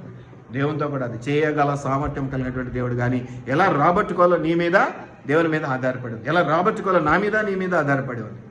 అట్టి ప్రేమానుబంధాలు, అట్టి ఆ బంధుత్వాలు ఖచ్చితంగా గట్టిగా ఉంటే ఖచ్చితంగా ఇస్తాడు. ఆయన చేయగలడు. నువ్వు అడిగిన వాటికి కదా 5 సబ్జెక్టులు రాసాం పరీక్ష, నువ్వు 5 సబ్జెక్టులు పాస్ అవుతాను నేను అడగక్కర్లా, 6 సబ్జెక్టులు పాస్ చేస్తాడు. అంత గొప్ప దేవుడు. అంటే నువ్వు రాయని సబ్జెక్టు కూడా పాస్ చేస్తాడు. అడ్వాన్స్ బుకింగ్ అనమాట. మళ్ళీ తర్వాత ఇప్పుడు రాయబోయే ఎగ్జామ్ కూడా ఆయన రాసి పెడతాడు. సామర్థ్యం కలిగినటువంటి దేవుడు. కానీ అలాగూ చేయడు. ఎలా చేయాలో, ఎంత చేయాలో దేని మీద ఆధారపడుతుందండి? కాపరి ఉపవాసం ఉండి ప్రార్థన చేయడం మీద, సంఘంలో విశ్వాసాల మీద. ఎందుకంటే అందరికీ ప్రేయర్ రిక్వెస్ట్ ఇస్తాం. రోడ్డు మీద కనపడి ఎవడన్నా బైబిల్ తీసుకుపోతుంటే వానికి ప్రేయర్ రిక్వెస్ట్ ఇస్తాము. ఇంకా ఎవరైనా ఫోన్లలో, ముఖ్యంగా టీవీలలో కనిపిస్తే నంబర్లు వస్తాయి కాబట్టి వెంటనే ఫోన్ రిక్వెస్ట్ పెడతాము కదా. వాళ్ళందరూ కలిసి ప్రార్థన చేసి దేవుణ్ణి ఊచకోత కోసి నీకు చేసేటట్టు చేస్తాం. అంతేనా? నా వరకైతే నీతోనే ఉంది అనుకుంటున్నా. నేను మహా అంటే ఇదిగో అంబేద్కర్ మన పిల్లోడే అని చెప్పగలుగుతా దేవునికి. అంతవరకు మన పిల్లోడే జర చూసుకోరా, అది నువ్వు ఏమన్నా చేస్తే కొంచెం బాగుంటుంది కదా అని ఒక రికమెండేషన్, సింపుల్ రికమెండేషన్. అసలు కమాండింగ్ రికమెండ్, అది కూడా మళ్ళీ కమాండింగ్ కాదు. ఆయనకంటే నేను పెద్ద కాదు, చెయ్యి అని చెప్తాను. చూడరా, అదే మా డాడీవి కదా, మా నాన్నవు కదా, నాకు చదువు ఉంది కదా. ఇది కాపరి చేయగలిగేటువంటి పని. కానీ మీరు మారరు. మీరు రిక్వెస్ట్ల మీద రిక్వెస్ట్లు పెట్టుకోవడంలోనే ఉంటుంది మీకు ఆనందం. దాన్ని ఎవడు మార్చలేదు. సో మంచిది. సో అది ఎవడు సొమ్ము పోయేది కాదు కాబట్టి పని దానికంతా అదే నడవనివ్వండి. ఓకే. కాబట్టి ఒకటి. ఇంకా రెండవది దేవుని చిత్తం. ఇది మనం పోయినసారి కూడా చూసుకున్నాం. ఇది మత్తయి సువార్త 6:10 కూడా ఉంది అనేది మనం జ్ఞాపకం చేస్తాం. మొదట ఆయన రాజ్యాన్ని, ఆయన నీతిని వెదకాలి అని ఉంది. ఆ తర్వాత మీకు ఏది కావాలని అడగండి, మేము ఇస్తామంటాడు దేవుడు. ఏం చేయాలట? అడిగే ముందు నీకు కావాల్సినవన్నీ నీకు రావాలి అంటే మొట్టమొదటి నువ్వు ఏం చేయాలి? నా పని చేసి పెట్టాలి. ఏమిటి ఆ పని? దేవునికి నా పని అంటే మళ్ళీ నా పని అనుకున్నారు. నా పని తర్వాత చేద్దరు అడుగుతా. ఇప్పుడు ఏమంటున్నాడు దేవుడు? తన నీతిని, తన రాజ్యమును మొదట వెతకాలి. మొదట నా నీతిని, నా రాజ్యాన్ని వెతకండి. ఆకాశ పక్షులకు పెడుతున్నాను, ఇంకా ఎంతోమందికి పెడుతున్నాను, మీకు పెట్టనా అంటాడు దేవుడు. మీకు పెట్టనా? మీకు చేయడం నాకు పెద్ద కష్టమా? ఎంతోమందికి చేస్తున్నా, నీకెందుకు చేయను సహాయం? కానీ అలా చేయాలంటే నువ్వేం చేయాలి? నాకు అది చెయ్యి. నువ్వు ఎలా ఉండాలో అలా ఉండు. ఇచ్చే బాధ్యత నాది, ఇచ్చే బాధ్యత నాది అంటాడు. కాబట్టి వీటిని జ్ఞాపకం చేసుకోవాలి. కాబట్టి దేవుని చిత్తాన్ని, దేవుని స్తుతించడం అనే మాటలు. అంతేకాకుండా మన నిజ జీవితంలో ఇది కూడా నేను కాదంటాను లేదు. ఏమంటారంటే డైలీ నీడ్స్ అన్నాం, రోజువారీ అవసరతలు. ఏముందన్నా మన వాళ్ళ ఇంటికి పోతే, సార్ టమోటాలు 200 కిలో అయితే ఏంట కదా అని ఉండే బగిలిపోయినా. అంటే ముందే ఎస్టిమేషన్ అన్నమాట. ప్రజలకు ఆల్రెడీ వచ్చేసింది నరాల్లో. ఇంకా పెరుగుతాయి రేట్లు, మళ్ళీ పెరుగుతాయి. టమాటోలు 200 కిలో అవుతాయి, ఉల్లిపాయలు 500 కిలో అవుతాయి. ఇక రాజ్యం మంచి దేవుని రాజ్యం వచ్చేస్తుంది. ఉల్లిగడ్డలతోనే కూర వండుకొని తినొచ్చు, మనం 500 కిలో పెట్టి కొనొచ్చు అని అనుకుంటుంటారు కదా. 100 రూపాయలు బియ్యం సంచి మీద రేటు పెరిగితే తెచ్చుకోలేక ఇబ్బంది పడుతున్న వాళ్ళని నేను ఎంతో మందిని చూస్తా ఉన్నా. ఎవరైనా కొంచెం ఫ్రెండ్స్ ధనవంతులు అయితే నేను రిక్వెస్ట్ చేస్తున్నా, ఒక 5 బ్యాగులు పంపించండి రా, బీదలకు పంచుకుంటాం అని అడుగుతున్నా. నాకు తెలుసు ఒక 100 రూపాయలు బియ్యం బస్సు మీద రేటు పెరిగితే తెచ్చుకోలేక ఇబ్బంది. 1500 1600 ఏంటది, 100 రూపాయలే. తప్పదు కాబట్టి, పిల్లలకు పెట్టాలి కాబట్టి తెచ్చుకుంటున్నారు, ఒక పూట తినే. అటువంటి కుటుంబాలు నాకు తెలుసు. నేను ఎంతో మందిని అడుగుతా, స్నేహితులు, ఒక్క బ్యాగ్ పంపించండి, 2 బ్యాగులు పంపించండి మీ పేరు మీద, రైస్ పంచుదాం, చేద్దాం. ఎందుకంటే మేము మంచం ఆ స్తోమత అయిపోయింది ఇప్పుడు అంతా కూడా. ఇప్పుడు మందిని అడుక్కోవడం మొదలుపెట్టాం. దయచేసి జ్ఞాపకం పెట్టుకోండి, పరిస్థితులు అలా ఉన్నాయి. ఈ పరిస్థితులన్నింటినీ కూడా మనం ఛేదించగలం, బయటపడగలం. ఎక్కడ కూడా మనకు అడ్డు లేదు. కానీ దేవుడు సహాయం చేయాలి అంటే మాత్రం దేవునితో చక్కటి బంధం ఉండాలి. ఆ దేవునితో అనుబంధాన్ని, ప్రేమను, గొప్పవాడు కదా ఆయన, పెట్టుకుంటే లింకు ఏదైనా చేసి పెడతాడు. తప్పేముంది దాంట్లో? కాబట్టి దయచేసి మనం వీటిని జ్ఞాపకం పెట్టి, డైలీ నీడ్స్ అనేది వాక్యంలో కూడా ఉంది. మత్తయి సువార్త 6:11 చదవండి ఒకసారి. ఇది అడగొద్దు నేను చెప్పట్లే, కానీ ఇది చాలా చివరికో ఎక్కడికో రావాల్సిన అంశం, మొదట్లోనే మొదలు పెట్టాల్సిన అంశం అయితే కాదు. అనుదినాహారం అంటే డైలీ నీడ్స్, డైలీ బ్రెడ్ అంటే రోజు తినడానికి ఇంత తిండి పెట్టి స్వామి అని అడుగుతున్నాం. అదొకటే అడగం కదా మనం. వేసుకోవడానికి బట్ట కావాలి, తాగడానికి నీరు కావాలి, ఉండటానికి నీడ కావాలి, బయటికి పోవాలంటే బండి కావాలి. ఇవన్నీ ఈ వయసులో మామూలు నీడ్స్ అంటే అది అడగటం తప్పేం కాదు. నువ్వు అడిగితే బైక్ అడిగితే బెంజ్ కారు ఇవ్వలేనంత స్థితిలో కూడా దేవుడు లేడు. నువ్వు బండి అడిగితే బెంజ్ కారే ఇస్తాడు. బెంజ్ కార్ అంటే అర్థం కాదా? రోల్స్ రాయిస్ ఇస్తాడు, అర్థం కాలేదా? BMW ఇస్తాడు, అర్థం కాలేదా? ఇవన్నీ చాలా ఖరీదైన కాదు. ఇవ్వలేక కాదు, నీకు సరైన లింకు లేదు, తీసుకునే ధైర్యం ఉండాలి కదా. ఆయన దగ్గర మస్తుకున్నాయి. ఆయన పక్కన గ్యారేజ్లో వేల కోట్ల లక్షల కార్లు ఇలాంటివి పడి ఉంటాయి. నా ఊహ, నా ఉద్దేశం అది. నువ్వు అడగాలి, పలాని blue colour Rolls Royce car ఒక 10 రోజులు నా ఇంటి ముందు ఉండాలో చూస్తాండి అని ఎంత చనువు ఉండాలి నీకు. అలా ఉండాలి. ఇటువంటివన్నీ నేను ప్రార్థనలో పరీక్షించి నెరవేర్చబడడం చూసి అంతగా నమ్ముకునే దానికి ఎందుకు వచ్చాను అంటే, ఇవన్నీ నా జీవితంలో మొట్టమొదటి రోజుల్లోనే జరిగినాయి. ఎవరైనా ఇంటికి వెళ్తే కారు కొనాలంటుంటే అమ్మ చెప్పేవాడిని, రెడ్ కార్ తిరుగుతుందమ్మా, నంబర్ ప్లేట్ లేదు, బహుశా రేపు ఎల్లుండి మీ ఇంటి ముందు ఆగుద్దేమో అనేవాడిని. వాళ్ళు తెలియకుండానే ఆ కలర్ ఫిక్స్ అయిపోయి కొనుక్కొచ్చుకున్న సందర్భాలు అనేకం ఉన్నాయి. కాబట్టి మనం అనుదిన అవసరతలు అడగటం అనేది తప్పే కాదు, కానీ అవే మెయిన్ కాదని నేను అంటాను. ఓకే, ఉంటే తింటాం, లేకపోతే ఏం పర్వాలేదు, ఉపవాసం పెట్టి ప్రార్థన చేద్దాం. ప్రార్థన చేయటం అయితే మానకండి. ఎడతెగక ప్రార్థన చేయండి, నిలకడగా ప్రార్థన చేయండి, ఇదిగో ఇలాగ ప్రార్థన చేయండి. ముందు దేవుని స్తుతించండి, ప్రార్థన ద్వారా కూడా దేవుని మహిమపరచండి, ఘనపరచండి. అంతేకాదు ఆయన చిత్తాన్ని ఎరిగే ప్రయత్నం చేయండి. నీ చిత్తం నెరవేర్చబడిన కాక ఏంటి నీ చిత్తము? మొత్తం అంతా నీ చిత్తమే అయిపోయాయి, నీ లిస్టే అయిపోయాయి ప్రార్థన అంతా. ఇంకా ఆయన లిస్ట్ ఏముంది? నీకేం కావాలా, ఏం అవసరం, ఏం చేయగలను చెప్పు, కొంచెం అటు ఇటైనా ఏదో ప్రయత్నం చేస్తా అనగలమా? సుయదమ్మను ఏదో సార్ చేస్తా సార్ ఇప్పుడు ఒకసారి అనగలమా? అలా అన్న రోజున దిగిరాక ఆటికిపోతాడండి. దిగిరాక ఆటికిపోతాడు, దిగొస్తాడు, ఇంక రాకడ వచ్చేసింది. అప్పుడు నోరేళ్ళ పెట్టి ఏం చేయలే ఆత్మలు సంపాదించాలి, అది సంపాదించాలి అని చేతులు కాళ్ళు నిలుపుకుంటే కుదరదు. అప్పుడు ఇంకా ఛాయిస్ లేదు, అదంతా తీర్పు. అప్పుడు ఇంకా అవకాశం ఇవ్వడు. ఇప్పుడే అవకాశం ఇచ్చినాడు, ఇప్పుడే చేసుకోవాలి, మనం ఇప్పుడే చేయాలి. వీటిని జ్ఞాపకం పెట్టుకోవాలి. ఇంకా ఏమంటాడమ్మా? Daily needs. మత్తయి సువార్త 6వ అధ్యాయంలోని 25 నుంచి 34లో కూడా ఉంది. రాజ్యాన్ని నీతిని మొదట వెతుకని. చూడండి, నెసెసిటీస్, అవసరతలు. 6వ అధ్యాయం 25వ వచనం 34వ వచనం మీరు చూస్తే మత్తయి సువార్తలో మీరు గమనించండి. నేను మీతో చెప్పినది ఏమనగా, ఏమి తిందుమో, ఏమి త్రాగుదుమో అని మీ ప్రాణమును గురించి అయినను, ఏమి ధరించుకుందుమో అని మీ దేహమును గురించి అయినను చింతింపకుడి. ఆహారం కంటే ప్రాణమును దేహమును కావా? ఆకాశ పక్షులను చూడుడి, అవి విత్తవు, కోయవు, కూర్చుకొనవు, ఆయనను మీ పరలోకపు తండ్రి వాటిని పోషించుతున్నాడు. వాటికంటే మీరు అధికులు కారా? ఆకాశ పక్షులకు మించినటువంటి వారు కదా మానవులు. మొన్న నేను వాక్యం ఏం చెప్పానండి ఆదివారం? తనకంటే కొంచెము తక్కువ వాడిగా చేసుకున్నాడు నరుణ్ణి. అంటే దేవునితో సమానం కాదు, కానీ దేవుని కంటే కొంచెము తక్కువ వాడిగా, అంటే వీఆర్ గ్రేట్స్, అంతే కదా. సమస్తమైనటువంటి మానవాళి మీద, ఏమంటారు, ప్రకృతి మీద అధికారం ఇచ్చాడు మనకి. అంటే గొప్పనే కదా? గొప్పనేనా? అది గమనించుకోవాలి. అలా గమనించుకుంటే నువ్వేంటో తెలిస్తే ఇక పడ్డాలుండవు, ఏం అడగాలో, ఏం తెచ్చుకోవాలో దేవుని దగ్గర నుంచి విపరీతంగా తెచ్చుకోగలుగుతాం. ఎలా తెచ్చుకోవాలో మనకు తెలిస్తే ఎంతైనా తెచ్చుకోగలరు. ఎలా ప్రేమ చూపించాలి, ఎలా బుట్టలో వేసుకోవాలి, ఎట్లా అడిగితే ఆయన మచ్చిక చేసుకొని, ఎట్లా అడిగితే ఆయన ఇస్తాడు కదా. ఏముంది, అయ్యగారిని మెత్తపరుచుకొని పండగకు క్రిస్మస్కు పట్టుచీర కట్టాలా అని అనుకున్నాం అనుకో, ఇప్పటి నుంచి ఎలా చేసుకోవాలో ప్లాన్ వేసుకొని, మార్గం వేసుకొని, తెప్పేసుకొని అన్నీ రెడీ చేసుకుంటావు కదా. ఈ రోజు నుంచే మెల్లమెల్లగా ఎక్కించి కదా, విషయం ఎక్కించినట్టు శరీరంలో. క్రిస్మస్కి ఈసారి పట్టు చీర కొనుక్కుంటే బాగుంటుంది అనిపిస్తుంది, నిన్న మొన్న కళ్ళలో కూడా నాకు అదే వచ్చింది అని చెప్పుకొని మొదలు పెడతాం మనలాగా. ఇక క్రిస్మస్ నాటికి ఆ మెత్తంది కాస్త గట్టిగా రాయి ఆయన హృదయంలో నిలబడిపోతుంది. కొనియకపోతే ఇదే బండరాయితో తల మీద కూడా చంపుతుంది కదా, ఖచ్చితంగా కొనియాల్సిందే నిర్ణయించుకుంటాం. కాబట్టి క్రిస్మస్కి ఆమె ఏమవుతుంది? ఇంత ప్లానింగ్ ఉంటుంది మన అవసరాల విషయంలో. మరి దేవుని అవసరాల విషయంలో ఎందుకు ప్లానింగ్ ఉండదు? ఎందుకు ప్లానింగ్ ఉండదు? క్రమము, క్రమశిక్షణ, దేవుని బ్రతిమాలుకోవటంలో విధేయత, వినయము అన్నీ రుబాబు ప్రార్థనలే ఉంటాయి. రుబాబు ప్రార్థన అంటే ఏం తెలుసా? వేసేలా అంటారు, అడగడమే గొప్ప అన్నట్టు ఉంటుంది. ఏంటి ఆ పరిస్థితి? ఇది మనం జ్ఞాపకం చేసుకోవాలి. ప్రేమైనటువంటి దేవుని బిడ్డలారా, మీరు అడిగితే ఏదైనా ఇవ్వటానికి తండ్రిగా ఆయన సిద్ధపడి ఉన్నాడు. ఆయన బిడ్డలుగా మీరు ఏది కోరుకోవాలో, ఎలా ఉండాలో, ఎలా ఆయనతో స్నేహం చేయాలో మీకు తెలుస్తూ ఉన్నదా? అలా తెలిసిన నాడు మీరు దేనికి భయపడక్కర్లేదు. మీరు అడుగు వాటి కంచెను, ఊహించు వాటి కంచెను అత్యధికంగా అక్క చదివింది ఏంటి?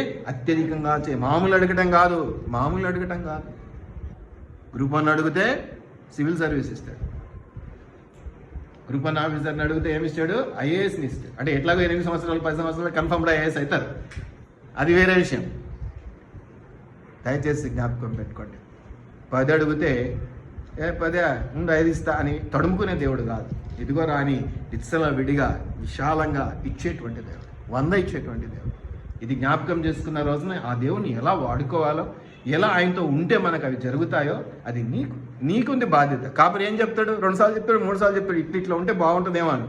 బలవంత పెడితే నువ్వే అసహించుకుంటావు, కాబట్టి బలవంత పెట్టడం మానేస్తాడు. ఇంకేమైపోతుంది? ఇప్పుడు నేర్చుకోవాల్సిన బాధ్యత పూర్తిగా ఎవరి మీద ఉంది? ఇప్పుడు నేర్పించే బాధ్యత కాపరి కొంతవరకు అయిపోయింది, కాబట్టి నీ మీదనే ఉంది. నువ్వు ఎలా నాతో అనుబంధాన్ని కలిగి ఉంటావో, కాపరిగా నా విషయంలో కూడా అదే ఉంటుంది. నాతో ఎలాంటి అనుబంధాన్ని కలిగి ఉంటావో అలాంటి దీవెన నీకు ఇవ్వబడతా.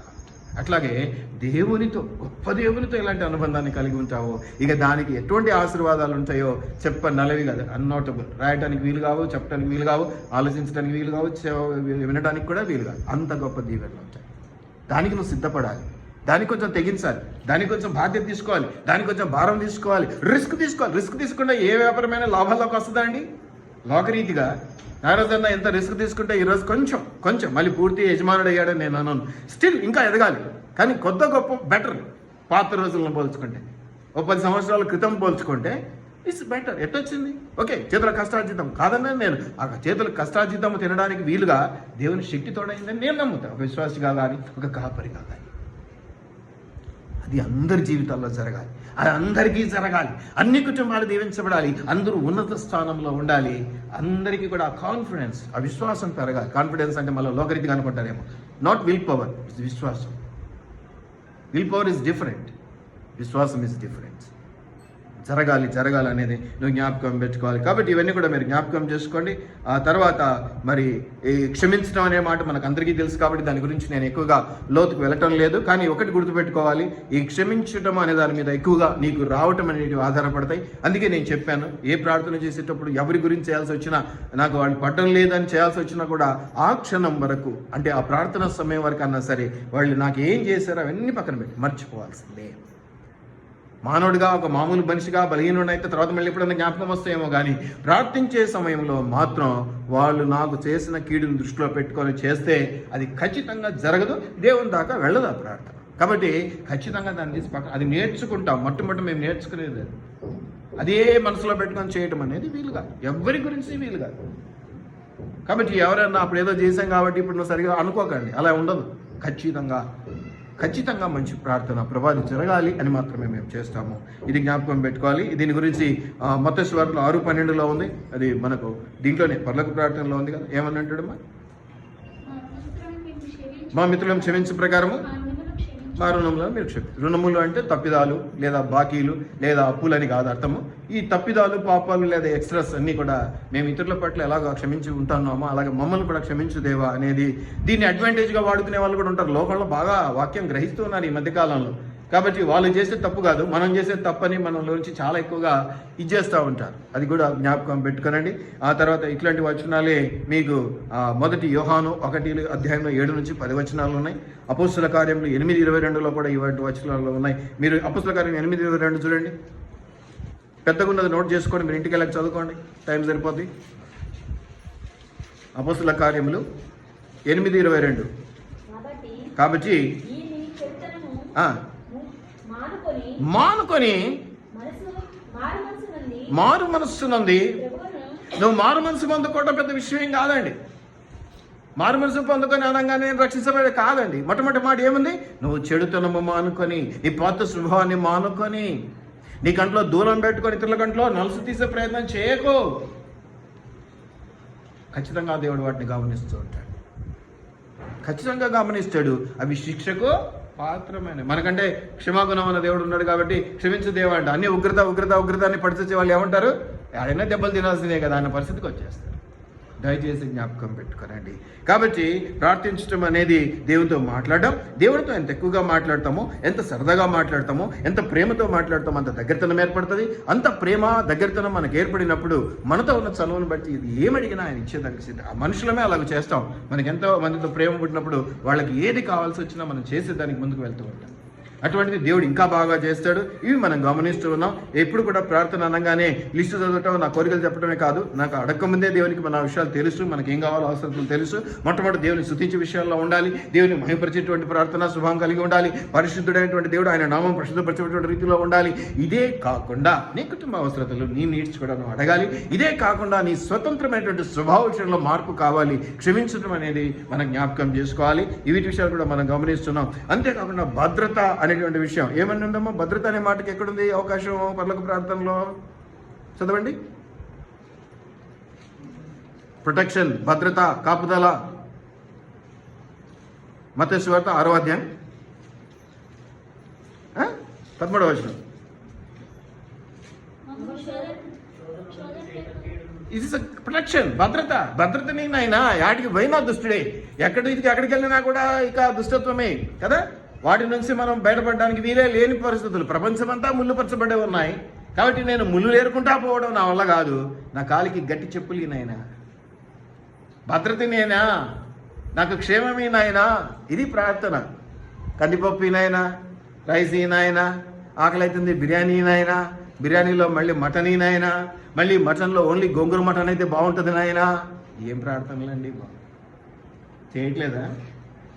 చేయట్లేదా? నేను ఇట్లాగే చేస్తాను. క్లియర్గా ఉండాలి దేవుని దగ్గర. ఏది దయలమ్మ ఉండకూడదు. ప్రభా నాకు ఇది కావాలి, ఇలా కావాలి. ఆయన మహిమని ఇప్పటి వరకు నా విషయంలో తప్పించిన పరిస్థితే లేదు. తినే తిండి దగ్గర నుంచి ఏది కూడా తప్పించలేదు. ఇది అని అన్నప్పుడు, ఏ పద్ధతిలో అన్నప్పుడు, అందుకే ఇంకా కొన్ని విషయాల్లో మనల్ని అసహించుకునే వారిని, మనల్ని తీసుకుని మనల్ని ఇంకా బాధ పెట్టేటువంటి వారి విషయంలో కూడా మనం ప్రార్థన చేస్తూ ఉంటాం. ఏమని చేస్తూ ఉంటాం? వాళ్ళ మనసు మార్చు, వాళ్ళ ఇది అవసరంలా. నీ ప్రేమను పుట్టించు. వాళ్ళు ఆటోమేటిక్ వాళ్ళు మారతారో మారరో అది వేరే విషయం. నీ ప్రేమను పుట్టించు. ప్రేమ పుట్టినాక మారతారో లేదనేది ఇంకా intensity, that is different issue. ముందే ప్రేమ పుట్టకపోతే మార్పు ఏముంది? మళ్ళీ ఇంకేదైనా అవసరం పడితే వస్తారు మామూలే దగ్గరికి, అది మామూలే కదా. ప్రేమను పుట్టించు కదా. నా మీద ప్రేమ ఉందనుకోండి ఏమైనా తెస్తారు. ప్రేమ లేదనుకోండి ఏదో ఇది పప్పు అన్నం తెస్తారు. కాకపోతే ఓపికగా బిర్యానీ వండుకొని తీసుకురావాలన్నది ఎప్పుడు వస్తుంది? ప్రేమ ఉంటేనే వస్తుంది కదా. ఇది జ్ఞాపకం. దేవుని మీద ప్రేమ ఉంటేనే మందిరానికి రావడం అనేది జరుగుతుంది. అవునా కాదు కదా. ప్రేమ లేనివాడు నావాడు కాదు, ఇంకేదో ఆత్మ లేనివాడు నావాడు కాదు. ఇలాంటి రకరకాలుగా మనం వింటూ ఉంటాం, చూస్తాం. కాబట్టి భద్రత, ప్రొటెక్షన్ ఇచ్చేటువంటి దేవుడు అనేది జ్ఞాపకం పెట్టుకో. అనే కదమ్మా. ఇంకా మొదటి కొలసీలో, కొరంతిలో 10:13 కూడా ఉంటుంది. అది మళ్ళీ చూసుకోండి. తర్వాత ఇంకేంటమ్మా? ఇంకేమైనా ఉందమ్మా? తర్వాత వచనాలు కూడా చదవండి అమ్మా. ఏమైనా ఉందా ఇంకా? శోధనలానికి తేక కీడును తప్పించమా. పీస్ ఆఫ్ మైండ్ ఏంటట? కాదు పరలోకమందున ప్రార్థన. ఇంకేమైనా ఉందమ్మా? రాజ్యము, శక్తి, మహిమ ఏదో ఉంది కదా. మనం అది పరలోక ప్రార్థన. ఏంది దానివల్ల ఏమొస్తుంది? భద్రతతో పాటు క్షేమం వస్తుంది. భద్రతతో పాటు క్షేమం వస్తుంది. ఇది మీరు జ్ఞాపకం చేసుకోవాలి. అంటే ఇంక నేను కరెక్ట్గా చెప్పాలంటే, దేవుని రాజ్యం, నీతి అన్ని చోట్ల ఉందనుకోండి, మనకు అలజడి ఉండదు, పీస్ ఆఫ్ మైండ్ ఉంటుంది. నువ్వు విశ్వాసమే, నేను విశ్వాసం. అదే ప్రేమ దేవుని, నీ ప్రేమ నీలో ఉంది, నాలో ఉంది. ఇంకా మనకి ఏముంటుంది డిఫరెన్స్? పీస్ ఆఫ్ మైండ్ ఉంటుంది, సామరస్య ధోరణి ఉంటుంది, సమాధాన ధోరణి. నువ్వు తెడ్డమంటేనే గొడవ స్టార్ట్. నీది నాది ఒకటే స్వభావం, క్రీస్తు రక్తం చేత కనబడేటువంటి ఒకే రకమైనటువంటి బిడ్డలం. ఇలాంటి స్వభావం ఉందనుకోండి, గొడవ చాలా వరకు తక్కువనే ఉంటుంది. తక్కువే కాదు, అసలు రాదు చెప్పాలంటే. కాబట్టి ఏమొస్తుంది? పీస్ ఆఫ్ మైండ్ వస్తుంది, శాంతి వస్తుంది, సమాధానం వస్తుంది. అందుకే యేసుప్రభుల వారు ఎక్కిపోకముందు ఏమన్నాడు? నేను పోతాను, పోయి పరిశుద్ధాత్మని పంపిస్తానని పరిశుద్ధాత్ముడు అన్నాడు. ఏమన్నాడు? ఆదరణకర్త, సమాధానకర్త, శాంతి దూత, ఇలాంటి రకరకాల పేర్లు చెప్పాడు దేవుడు. కాబట్టి ఆ పరిశుద్ధాత్మ దేవుడు మనకు అటువంటి సమాధానం ఇచ్చునుగాక, అటువంటి శాంతిని ఇచ్చునుగాక. దేని విషయంలో చింతించకండి, దేని విషయంలో మీరు భయపడకండి, కానీ దేవునితో మీకున్నటువంటి అనుబంధాన్ని మాత్రం కాపాడుకోండి. ఏ దిక్కు లేకపోతే దేవుడే దిక్కు. అటువంటి దేవుడే దిక్కు అనుకున్న పరిస్థితుల్లో కూడా మీరు చెడగొట్టుకుంటే ఇంకెవరు దిక్కని మీరు ఎవరి దగ్గరికి వెళ్ళగలరు? అర్థమవుతుందా నా ప్రశ్న? ఏ దిక్కు లేకపోతే దేవుడే దిక్కు. అటువంటి దేవుడే నువ్వు చెడగొట్టుకుంటే రిలేషన్షిప్, ఇంకెవరి దగ్గరికి వెళ్ళి ఏం అడుగుతారు, ఏం మొరపెట్టుకుంటారు, ఏం తెచ్చుకుంటారు మీరు? కాబట్టి ఏది ఉన్నా లేకపోయినా ఏది నిలబెట్టుకోవాలి? ఏం నిలబెట్టుకోవాలి? ఇంట్లో ఉన్న 10 కేజీల గోల్డ్ కాపాడుకోవాలి కదా. ఇంట్లో ఉందా 10 కేజీలు? అది ఆశ్చర్యమేమో, నోరు నిలబెట్టేశారు. 1/4 తులం లేదు సార్, 10 కేజీలు అంటున్నారేమో మీరు. దేవుని కృప, డబ్బుతో కొనబడదు, తిండితో కొనబడదు. అది ఉచిత కృప అని అంటారు దాన్ని. ఉచిత కృప, ఉచితం. దయచేసి జ్ఞాపకం పెట్టుకోండి. పీస్ ఆఫ్ ఫిలిప్పీలు 4:6 చూడండి. ఫిలిప్పీలు 4:6. ఫిలిప్పీలు 4:6. దేనిని గురించి ఏనో చింతించకుడి, ప్రార్థన విజ్ఞాపనలు అయితే చేయండి. దేని విషయంలో కూడా చింతించకండి. ప్రతిసారి చెప్తున్నాను, if you are un unemployed don't worry. ఇంకా అమ్మ నాన్న మీద ఆధారపడుతున్నావు 30 సంవత్సరాలు వచ్చి, డోంట్ వరీ. ఒకరోజు దేవుడు నీకు బలాన్ని ఇస్తాడు, శక్తిని ఇస్తాడు, మంచి ఉద్యోగం. ఆ రోజు నువ్వు తిరగదిప్పి మళ్ళీ ఎలా చూసుకోవాలో, ఎలా చేసుకోవాలో, ఎలా అది నిలబెట్టుకోవాలో మాత్రం ఆలోచించు. అంతేగాని చింతించకు. నువ్వు చింతించి నువ్వు ఎత్తును 3 ఎక్కువ చేసుకోలేవు. 3 కాదు, బెత్తడు ఈవెన్ ఇంచు కూడా పెంచుకోలేవు. నీ తల వెంట్రుకలు అన్నీ లెక్కించబడి ఉన్నాయి. నీకు తెలియదు ఎన్ని ఉన్నాయో కౌంట్, దేవునికి తెలుసు. ఆయన అనుమతి లేకుండా ఒక్కడి కూడా రాలిపోదు అని ఉన్నాయా? ఇవన్నీ వాక్యాలలో ఉన్నటువంటి సందర్భాలేనా? ఇవన్నీ వేరే కొత్తగా చెప్తున్నాను. దయచేసి జ్ఞాపకం పెట్టుకోండి, దేని గురించి కూడా చింతించకండి. అలాగని ఇష్టారాజ్యంగా పోయి దాన్ని తెచ్చుకొని దీన్ని తెచ్చుకొని నెత్తిన పెట్టుకొని ఇంకా అవన్నీ పడ్డాక అప్పుడు ప్రభా ఇంత బాధ పెడుతుందో అనకండి. దేవుని బిడ్డలుగా ఉండండి. దేవుడి ద్వారా ఏది రావాలో అది మీకు వచ్చే తీరుతుంది. ఎవడు ఆపలేడు దాన్ని. ఏ ఆశీర్వాదాన్ని ఏ సాతాను శక్తి ఆపలేదు. వాళ్ళు కుళ్ళుకుంటారు, అంతే కుతంత్రాలు చేస్తారు. మన కీర్తనలో చదివినట్టుగా భక్తిహీనులు ఎప్పుడు కూడా నాలుక కింద ఏం పెట్టుకుంటారంట? విషం పెట్టుకుంటారు. వాళ్ళు ఎప్పుడు విషమే చెమ్ముతూ ఉంటారు. ఆ విష ప్రాణులు ఎప్పుడో ఒక రోజు తల మీద కొట్టబడతాయి. శీఘ్రముగా సాతాను యొక్క తలను మీ కాళ్ళ క్రింద చిదగా ద్రొక్కిస్తాను అంటూ ఉన్నాడు. Don't worry. అవన్నీ కూడా మీకు ఇబ్బందికరమైనవి కావు. ఒకవేళ మీరు ఏదన్నా మార్పు రావాలనో, మీరు ఇంకా ఏదైనా ఉద్యోగం రావాలనో, దేవుడు ఎందుకు పెట్టాడో అది గమనించుకొని అది తెచ్చుకునే ప్రయత్నం చేయండి. ఆ ఉత్సాహాన్ని తెచ్చుకునే ప్రయత్నం చేయండి. ఆ ఉద్యోగాన్ని తెచ్చుకునే ప్రయత్నం చేయండి. తప్పగా మీకు అన్ని కూడా గట్టిగా నెరవేర్చబడతాయి. ఇందులో అనుమానం ఏమీ లేదు. Be positive. To be a positive person, be linked by with God. దేవునితో ఉన్నటువంటి అనుబంధాన్ని, ఆ లింక్ను మాత్రం పలుచ చేసుకోకండి. ఎవడో ఉఫ్ అంటే కూడా ఊడిపోయేంత లింక్ పెట్టుకుంటే ధర్మం మీకు దండాలి. 100 మంది వచ్చి పెట్టి పీకినా ఊడని బంధం ఉండాలి, ఊడని బంధుత్వం ఉండాలి, ఊడని దీవెన ఉండాలి అనేది మీకు దేవుడు జ్ఞాపకం చేస్తూ ఉన్నాడు. దయచేసి వీటిని జ్ఞాపకం పెట్టుకోండి. ఇదే ఫిలిప్పీలు 7వ వచనంలో కూడా చదవండి. అప్పుడు సమస్త జ్ఞానమునకు మించిన దేవుని సమాధానం. మీరు అనుకుంటున్నారు ఏదో పెద్ద జ్ఞానం అనుకుంటున్నారు. ఏదన్నా గొడవలో కొద్దిగా డామినేట్ అవుతే జ్ఞానం అనుకుంటారు. సమస్త జ్ఞానమునకు మించిన దేవుని సమాధానము యేసు క్రీస్తు వలన మీ హృదయములకు మీ తలంపులకు కావలి ఉండును. దయచేసి జ్ఞాపకం పెట్టుకోండి. చివరిది ఏమిటంటే ప్రోత్సహించబడటము. దాన్ని ఏమంటారంటే ఎంపవర్మెంట్. ఈ రోజుల్లో ఉమెన్స్ ఎంపవర్మెంట్ అనేది చాలా చూస్తాం. Not only women's, even boys కదా, మెన్స్ ఎంపవర్మెంట్ చాలా అవసరం. పురుషుల ఆధిక్యత లేదా పురుషుల అభివృద్ధి ఆశీర్వాదం కూడా చాలా అవసరం. అలాగే స్త్రీలు, అలాగే కుటుంబాలు, అలాగే వ్యవస్థలు, అలాగే ఆఫీసులు, అలాగే సంస్థల అభివృద్ధి కూడా ఎంపవర్మెంట్ అనేది చాలా చాలా అవసరం. నువ్వు ప్రార్థించు, వాటి గురించి కూడా ప్రార్థించు. వాటి గురించి, రాజుల గురించి, అధికారుల గురించి, ప్రభుత్వాల గురించి ప్రార్థించే గొప్ప అధికారం మనకి ఇచ్చాడు దేవుడు. దాన్ని సద్వినియోగం చేసుకోవాలి, దాన్ని ఉపయోగించుకోవాలి. ఏది కావాలో అది అడగడం తప్పు కాదు. నాకు ఏది కావాలో నేను నిర్భయంగా అడుగుతాను. అది ఏదన్నా కానీ ఇష్టం చేయడం అది ఆయన ఉద్దేశం, ఆయన చిత్తం. కాకపోని అది మంచిది కానీ చెడ్డది కానీ, ప్రభా ఇది నాకు తలంపు, నువ్వు ఇవ్వకపోతే ఈ తలంపు పుట్టదు, ఇచ్చావంటే అది నెరవేర్చాలా లేదా అది నీ బాధ్యత. నా చేత కాదు. నేను ఒకటే చెప్పేస్తాను, మ్యానుఫెక్ట్. దేనికైనా నేను అసమర్థుడను, నువ్వు నాతో ఉంటే సమర్థ సామర్థ్యం నాకు వస్తుంది, సమస్త బలము నాకు వస్తుంది, నాకు అది నెరవేర్చబడుతుంది. దయచేసి నువ్వు నాతో ఉండి ఇది నిర్ణయం తీసుకో. నాకు ఇవ్వచ్చా ఇవ్వకూడదా, నేను బలవంత పెడతాను. కావాలని అనిపించింది, అడిగానైతే అడిగాను. నీ ఇష్టం నెరవేర్చబడను కాక, నీ చిత్తం నెరవేర్చబడను కాక, నా చిత్తము కాదు ప్రభు అని అడిగేస్తాను. దయచేసి ఈ విషయాలు జ్ఞాపకం పెట్టుకోండి. ఎంపవర్మెంట్ కూడా మనం చూస్తే ఎఫ్ఎస్సీలు 3వ అధ్యాయంలో, ఇది చివరిగా చూసి మనం ముగించేసుకుందాం. ఎఫెసీయులు 3వ అధ్యాయం 14 నుంచి 16. ఎఫెసీయులు 3. ఈ హేతువు చేత పరలోకమునందును భూమి మీదను ప్రతి కుటుంబము ఏ తండ్రిని బట్టి కుటుంబమని పిలువబడుచున్నదో ఆ తండ్రి నేను మోకాళ్ళుని మీరు అంతరంగ పురుషుని యందు శక్తి కలిగి ఆయన ఆత్మ వలన బలపరచబడినట్లుగా. అంతరంగ పురుషుడు, ఇంటర్నల్ పురుషుడు బలపరచబడినట్లుగా, ఆత్మశక్తి చేత నింపబడినట్లుగా. మీరు బలహీనపడడం, అయ్యో ఇట్లయింది ఏంటి అని అనుకోవటం, ఇది కాదు అది కాదని చింతపడటం దేవునికి ఏ మాత్రం ససేమిరా ఇష్టం లేదు. మీరు అడుగు వాటికంటే ఊహించు వాటికంటే ఎక్కువగా చేయగలిగిన సామర్థ్యం, బలం కలిగినటువంటి దేవుడు ఆయన. మీరు అడిగే విధానంలో లోపం ఉందేమో సరి చేసుకోండి, అడిగే పద్ధతిలో లోపం ఉందేమో సరి చేసుకోండి, చక్కటి బంధం లేదేమో సరి చేసుకోండి. ఆ బంధాన్ని, ఆ బంధుత్వాన్ని, ఆ లింక్ని సరిగా పెట్టుకుంటే ఖచ్చితంగా దేవుడు ఇస్తాడు, ఖచ్చితంగా ఇస్తాడు. అది సరిగా లేకుండా అసలు అడగటానికి ఏ ముఖం పెట్టుకొని అడగడానికి వెళ్ళగలం అసలు చెప్పండి. నాకు నీకు సరైన లేదనుకోండి లింకు, ఎట్లా అడగగలం? ఏ నమ్మకంతో అడగగలం? ఈ రోజుల్లో అట్లా అడిగితే బాగుంటుందా? ఏం బాగు సార్, పని కావాలి కానీ అంటారా? సరే మీ ఇష్టం, అడగండి, ఇస్తే తీసుకోండి, మాకేం పోయింది, మాకేం పోయింది ఏం లేదు కాబట్టి. So empowerment. ఇంకేమంటాడమ్మా? శక్తి కలిగి, ఇంకా ఏమైనా ఉందమ్మా చదవండి. బలపరచబడినట్లుగాను, విశ్వాసము ద్వారా నివసించినట్లుగాను, తన మహిమ ఐశ్వర్యము చొప్పున మీకు దయచేయవలని. ఊరికే కాదండి, ఏదో పోతే నా దగ్గర 10 రూపాయలు ఇస్తారా అనే దేవుడు కాదు. మహిమైశ్వర్యము చొప్పున మీకు ఇవ్వాలని ఆశపడతా ఉన్నాడు.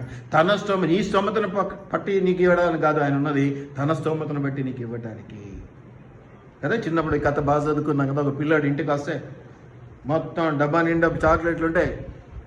మాకైతే ఊర్లలో పుటనాలు చెప్పేవాళ్ళు కథలో. పప్పులుంటే తీసుకోపోరా అన్నారంట.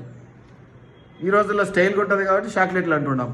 అప్పుడు ఏమంటారు, పల్లీలో ఏవో అనేవాళ్ళు చెప్పేవాళ్ళు మా ముసలోళ్ళు పెద్దవాళ్ళు.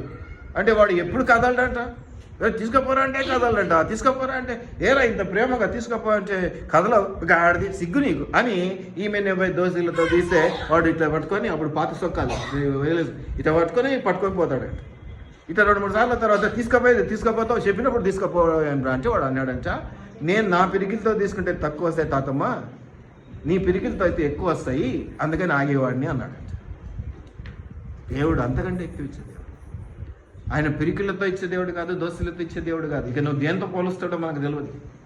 మరి అటు దేవునితో ఎటువంటి బంధం కలిగి ఉండాలి, ఎటువంటి లింక్ ఉంటే నీకు అది చేయడానికి ఆయన ముందుకు వస్తాడు. ఎటువంటి లింక్ అంటే మీరు ఇంకేదో ఎటువంటి ప్రేమ ఉంటే, ఎటువంటి బంధం ఉంటే ఆయన చేయడానికి ముందుకు వస్తాడు. ఒకసారి చూసుకో. మీరు కూడా ఇట్లా పట్టుకుంటారా, షర్ట్ ఇట్లా తీసి ఇట్లా పట్టుకొని పోతారా, మీ ఇష్టం. నేను ఆపేవాడిని కాదు. ఇంకా ఏమన్నా ఉంటే నాకు కొంచెం పెట్టండి 2 విత్తనాలంటే. ఇది గమనించుకోండి. కాబట్టి ఎంపవర్మెంట్ అనేది కూడా గుర్తుపెట్టుకోవాలి. తర్వాత మనం జ్ఞాపకం చేసుకుందాం తప్పకుండా. ప్రభువా, ఎడతెగక ప్రార్థించడంలో నైనా మాకు ఏ విధమైన ఆటంకం అది తొలగించమని ముందు ప్రార్థన చేసుకోండి. మంచి ప్రార్థన సమయాన్ని మీ కుటుంబంలో మీకు వ్యక్తిగతంగా దేవుడు ఇవ్వాలని ప్రార్థన చేసుకోండి. ఆదివారం సంఘానికి రావడానికి ఇబ్బందిగా ఉంది అయ్యగారు, మరి వ్యక్తిగత ప్రార్థన అంటారు, కుటుంబ ప్రార్థన అంటారు, ఏడైతుంది అయ్యగారు. ఎప్పుడో మీరు వారానికి 10 రోజులుగా నెలకు అటు పోయేటప్పుడు ఒక ప్రార్థన చేసి పోతుందరు లేండి, తప్పదు, చేస్తాం, మంచిది, అది కూడా మంచిదే, తప్పని నేను అనడం లేదు. మీ వ్యక్తిగత ప్రార్థన, వ్యక్తిగత లింక్ దేవునితో భద్రంగా ఉండాలి, బహుగా ఉండాలి కదా. ఇద్దరి మధ్య అనుబంధం గట్టిగా లేదు, పలుచగా ఉంది, బాగా లేదు అంటే కష్టమైపోతుంది. కానీ దానికి కూడా సమయం ఉంటుంది కదమ్మా. పూలు వస్తాయి కదా, ఫస్ట్ పూలు వస్తాయి, పూలు కదా, బాగున్నాయి, ఎంజాయ్ చేసినాం, బాగానే ఉంది. ఆ పూలు కాస్త ఏమైతే కాయలేదు, పిందెలేదు పిందెలు వచ్చినాయి అని గొప్పగా చెప్పుకుంటాం కదా. పిందెలు వచ్చినాయని గొప్పగా చెప్పుకుంటారా లేదు? చెప్పుకోరా? ఏం పిల్లలమ్మా మీరు? నాకైతే స్టేటస్లలో మొక్కలు నాటి ఆ మొక్కలకు పూలు వస్తే అవి కూడా పెడతారు కొంతమంది. మెడిసిన్ సిస్టర్ వాళ్ళు అందరూ ఖచ్చితంగా పెడతారు, ఏ పూలు పెడతారు. నేనంటా ఉంటా పూలల్లో కూడా కాపరికి దశంభాగం ఇవ్వాలి, జాగ్రత్త అని చెప్తుంటా. తర్వాత పిందెలు కాయలైనాయి, కాయలైనాయి, వాడు కాయలు అని బాగానే ఉంది అంతవరకు. ఇంకా పండైనాయి, మా చెట్టుకు పండ్లు వచ్చినాయి, మా చెట్టుకు తర్వాత ఇక్కడ లేట్ చేస్తున్నారు. పండు వరకు మీరు లేట్ చేశారు, సంతోషం, ఎందుకంటే అది పండు కావాలి, దాని రుచి దానికి రావాలి కాబట్టి. అప్పుడు తెంచుకొని తినడం అనేది అవసరం, అప్పుడు దాని అవసరం, అది నాకు ఇవ్వాల్సిన సమయం అది అంటాడు దేవుడు. అప్పుడు కూడా నువ్వు ఆలస్యం చేసి ఈ చెట్టుకు పండైంది, మా చెట్టుకు పండైందంటే 2 రోజులు 3 రోజులు 4 రోజులు 6 రోజులు 10 రోజులు మళ్ళీ వర్షాలు పడి పురుగు వచ్చింది. పండుగ పురుగు వస్తుందా? పండు చెడిపోతుందా? పిలిపోతుందా? ఎవరికి కాకుండా అవుతుంది. మీరు ఆ స్థితిలో ఉండకండి. అర్థమవుతుందా? ప్రతిదానికి ఒక సమయం ఉంటుంది. నిన్ను బతిమాలుకోవడానికి ఒక సమయం ఉంటుంది, నువ్వు దేవుని బతిమాలుకోవడానికి ఒక సమయం ఉంటుంది, నువ్వు చేసే సందర్భానికి ఒక సమయం ఉంటుంది కదా. చాలామంది ఏం చేస్తారంటే ఇక మానుకుంటాము, దూరంగా ఉందాము, లేదా మాట్లాడుకుందాం, సమయం దాటిపోయినాక మళ్ళీ మాట్లాడతారు అనమాట. నా పని అవసరం ఉందనుకోండి, నా పని అవసరం వరకు చూస్తూ ఉంటాం వాళ్ళ వైపు, ఏం పట్టించుకున్నట్టుంటారు. అంత అయిపోయేదంటే అయిందే, నేను ఇప్పుడే అనుకుంటుంటే చేద్దామని అంటారు. మరి నా పని అవసరం తీరినాక నువ్వు వచ్చి చేసేది ఏముంది, నేను అడిగినప్పుడు నువ్వు చేయి. నాకు ఆకలి అయింది, నేను అన్నం పెట్టమన్నా. బిర్యానీ ఆకర్లేదు, కనీసం అన్నం పెట్టాలి కదా. నువ్వు అన్నం పెట్టకుండా ఇప్పుడే మా ఆయన చికెన్ పంపించినా కొంచెం మంచి చికెన్ దొరకలా, లేట్ అయింది అని నువ్వు చెప్తే ఏం లాభం వచ్చాను? దేవుని దగ్గర ఇటువంటి నాటకాలు ఆడకండి. ఆయన దగ్గర కూడా ప్రతిదానికి సమయం ఉంటుంది, ప్రతిదానికి సందర్భం ఉంటుంది, ప్రతిదానికి అవకాశం ఇస్తూనే ఉంటాడు. ఎప్పుడు తోసేసే దేవుడు కానీ కాదు. నువ్వు ఉపయోగించుకునే అడ్వాంటేజ్ ఇస్తుంది ఉంది కాబట్టి ఇంకా ఉపయోగించుకుంటానంటే ఎక్కడో రోజు టక్కన కొడతాడు కదా. ఒక దినము 1000 దినాలు కదా. ఆయన సన్నిధిలో ఒక దినం గడుపుట, ఆయన చేతితో ఒక దెబ్బ తినుట, ఒక మట్టికాయ తినుట అమ్మా 1000 మట్టకాయలతో సమానం. 1000 దెబ్బలతో బతకలేము. ఒక దెబ్బకే బతకలేము, ఒక దెబ్బ 1000 దెబ్బలు అయితే అసలే బతకలేము. ఎందుకు నాటకాలు? మనకు వెంటనే రియాక్ట్ కావాలి. సందర్భాన్ని ఉపయోగించుకో, సమయాన్ని ఉపయోగించుకో, అవకాశాన్ని ఉపయోగించుకో. దేవుని ప్రేమ ఎంత గొప్పదో నువ్వు చావి చూస్తావు, మనుషుల ప్రేమ ఎంత గొప్పదో నువ్వు చావి చూస్తావు. నీకు అవసరానికి ఉపయోగపడమే కాదు, నీకు ఏ హాని తగలకుండా. ఏమంటాడమ్మా? తల్లి మరచినేమో కానీ నేను నిన్ను అరచేత మీద నిన్ను చెక్కుకొని ఉన్నాను, నిన్ను భుజంలోకెత్తు. ఎన్ని ఉన్నాయండి? అన్ని ఇవ్వలేనా? దేవుడు ఇవ్వలేడా? అని ఇవ్వలేడా దేవుడు? ప్రార్థించుకుందాం. ప్రభువా నీకు వందనాలు, తండ్రి నీకు వందనాలు. నిజంగానే ప్రభువా, మీరు మమ్మల్ని ప్రత్యేకించుకున్నారు, మమ్మల్ని పిలుచుకున్నారు, మమ్మల్ని ఏర్పాటు చేసుకున్నారు. మొట్టమొదటిగా మమ్మల్ని సంతోషంగా ఉండటం చూడాలని మీరు ఆశపడుతూ ఉన్నారు. రెండవదిగా ఎల్లప్పుడూ మీతో అనుబంధాన్ని మేము సక్రమంగా కలిగి ఉండటాన్ని, బలంగా కలిగి ఉండటాన్ని మీరు ఇష్టపడుతూ ఉన్నారు. దానికి నాయన ఈరోజు ఎడతెగక ప్రార్థించాలి.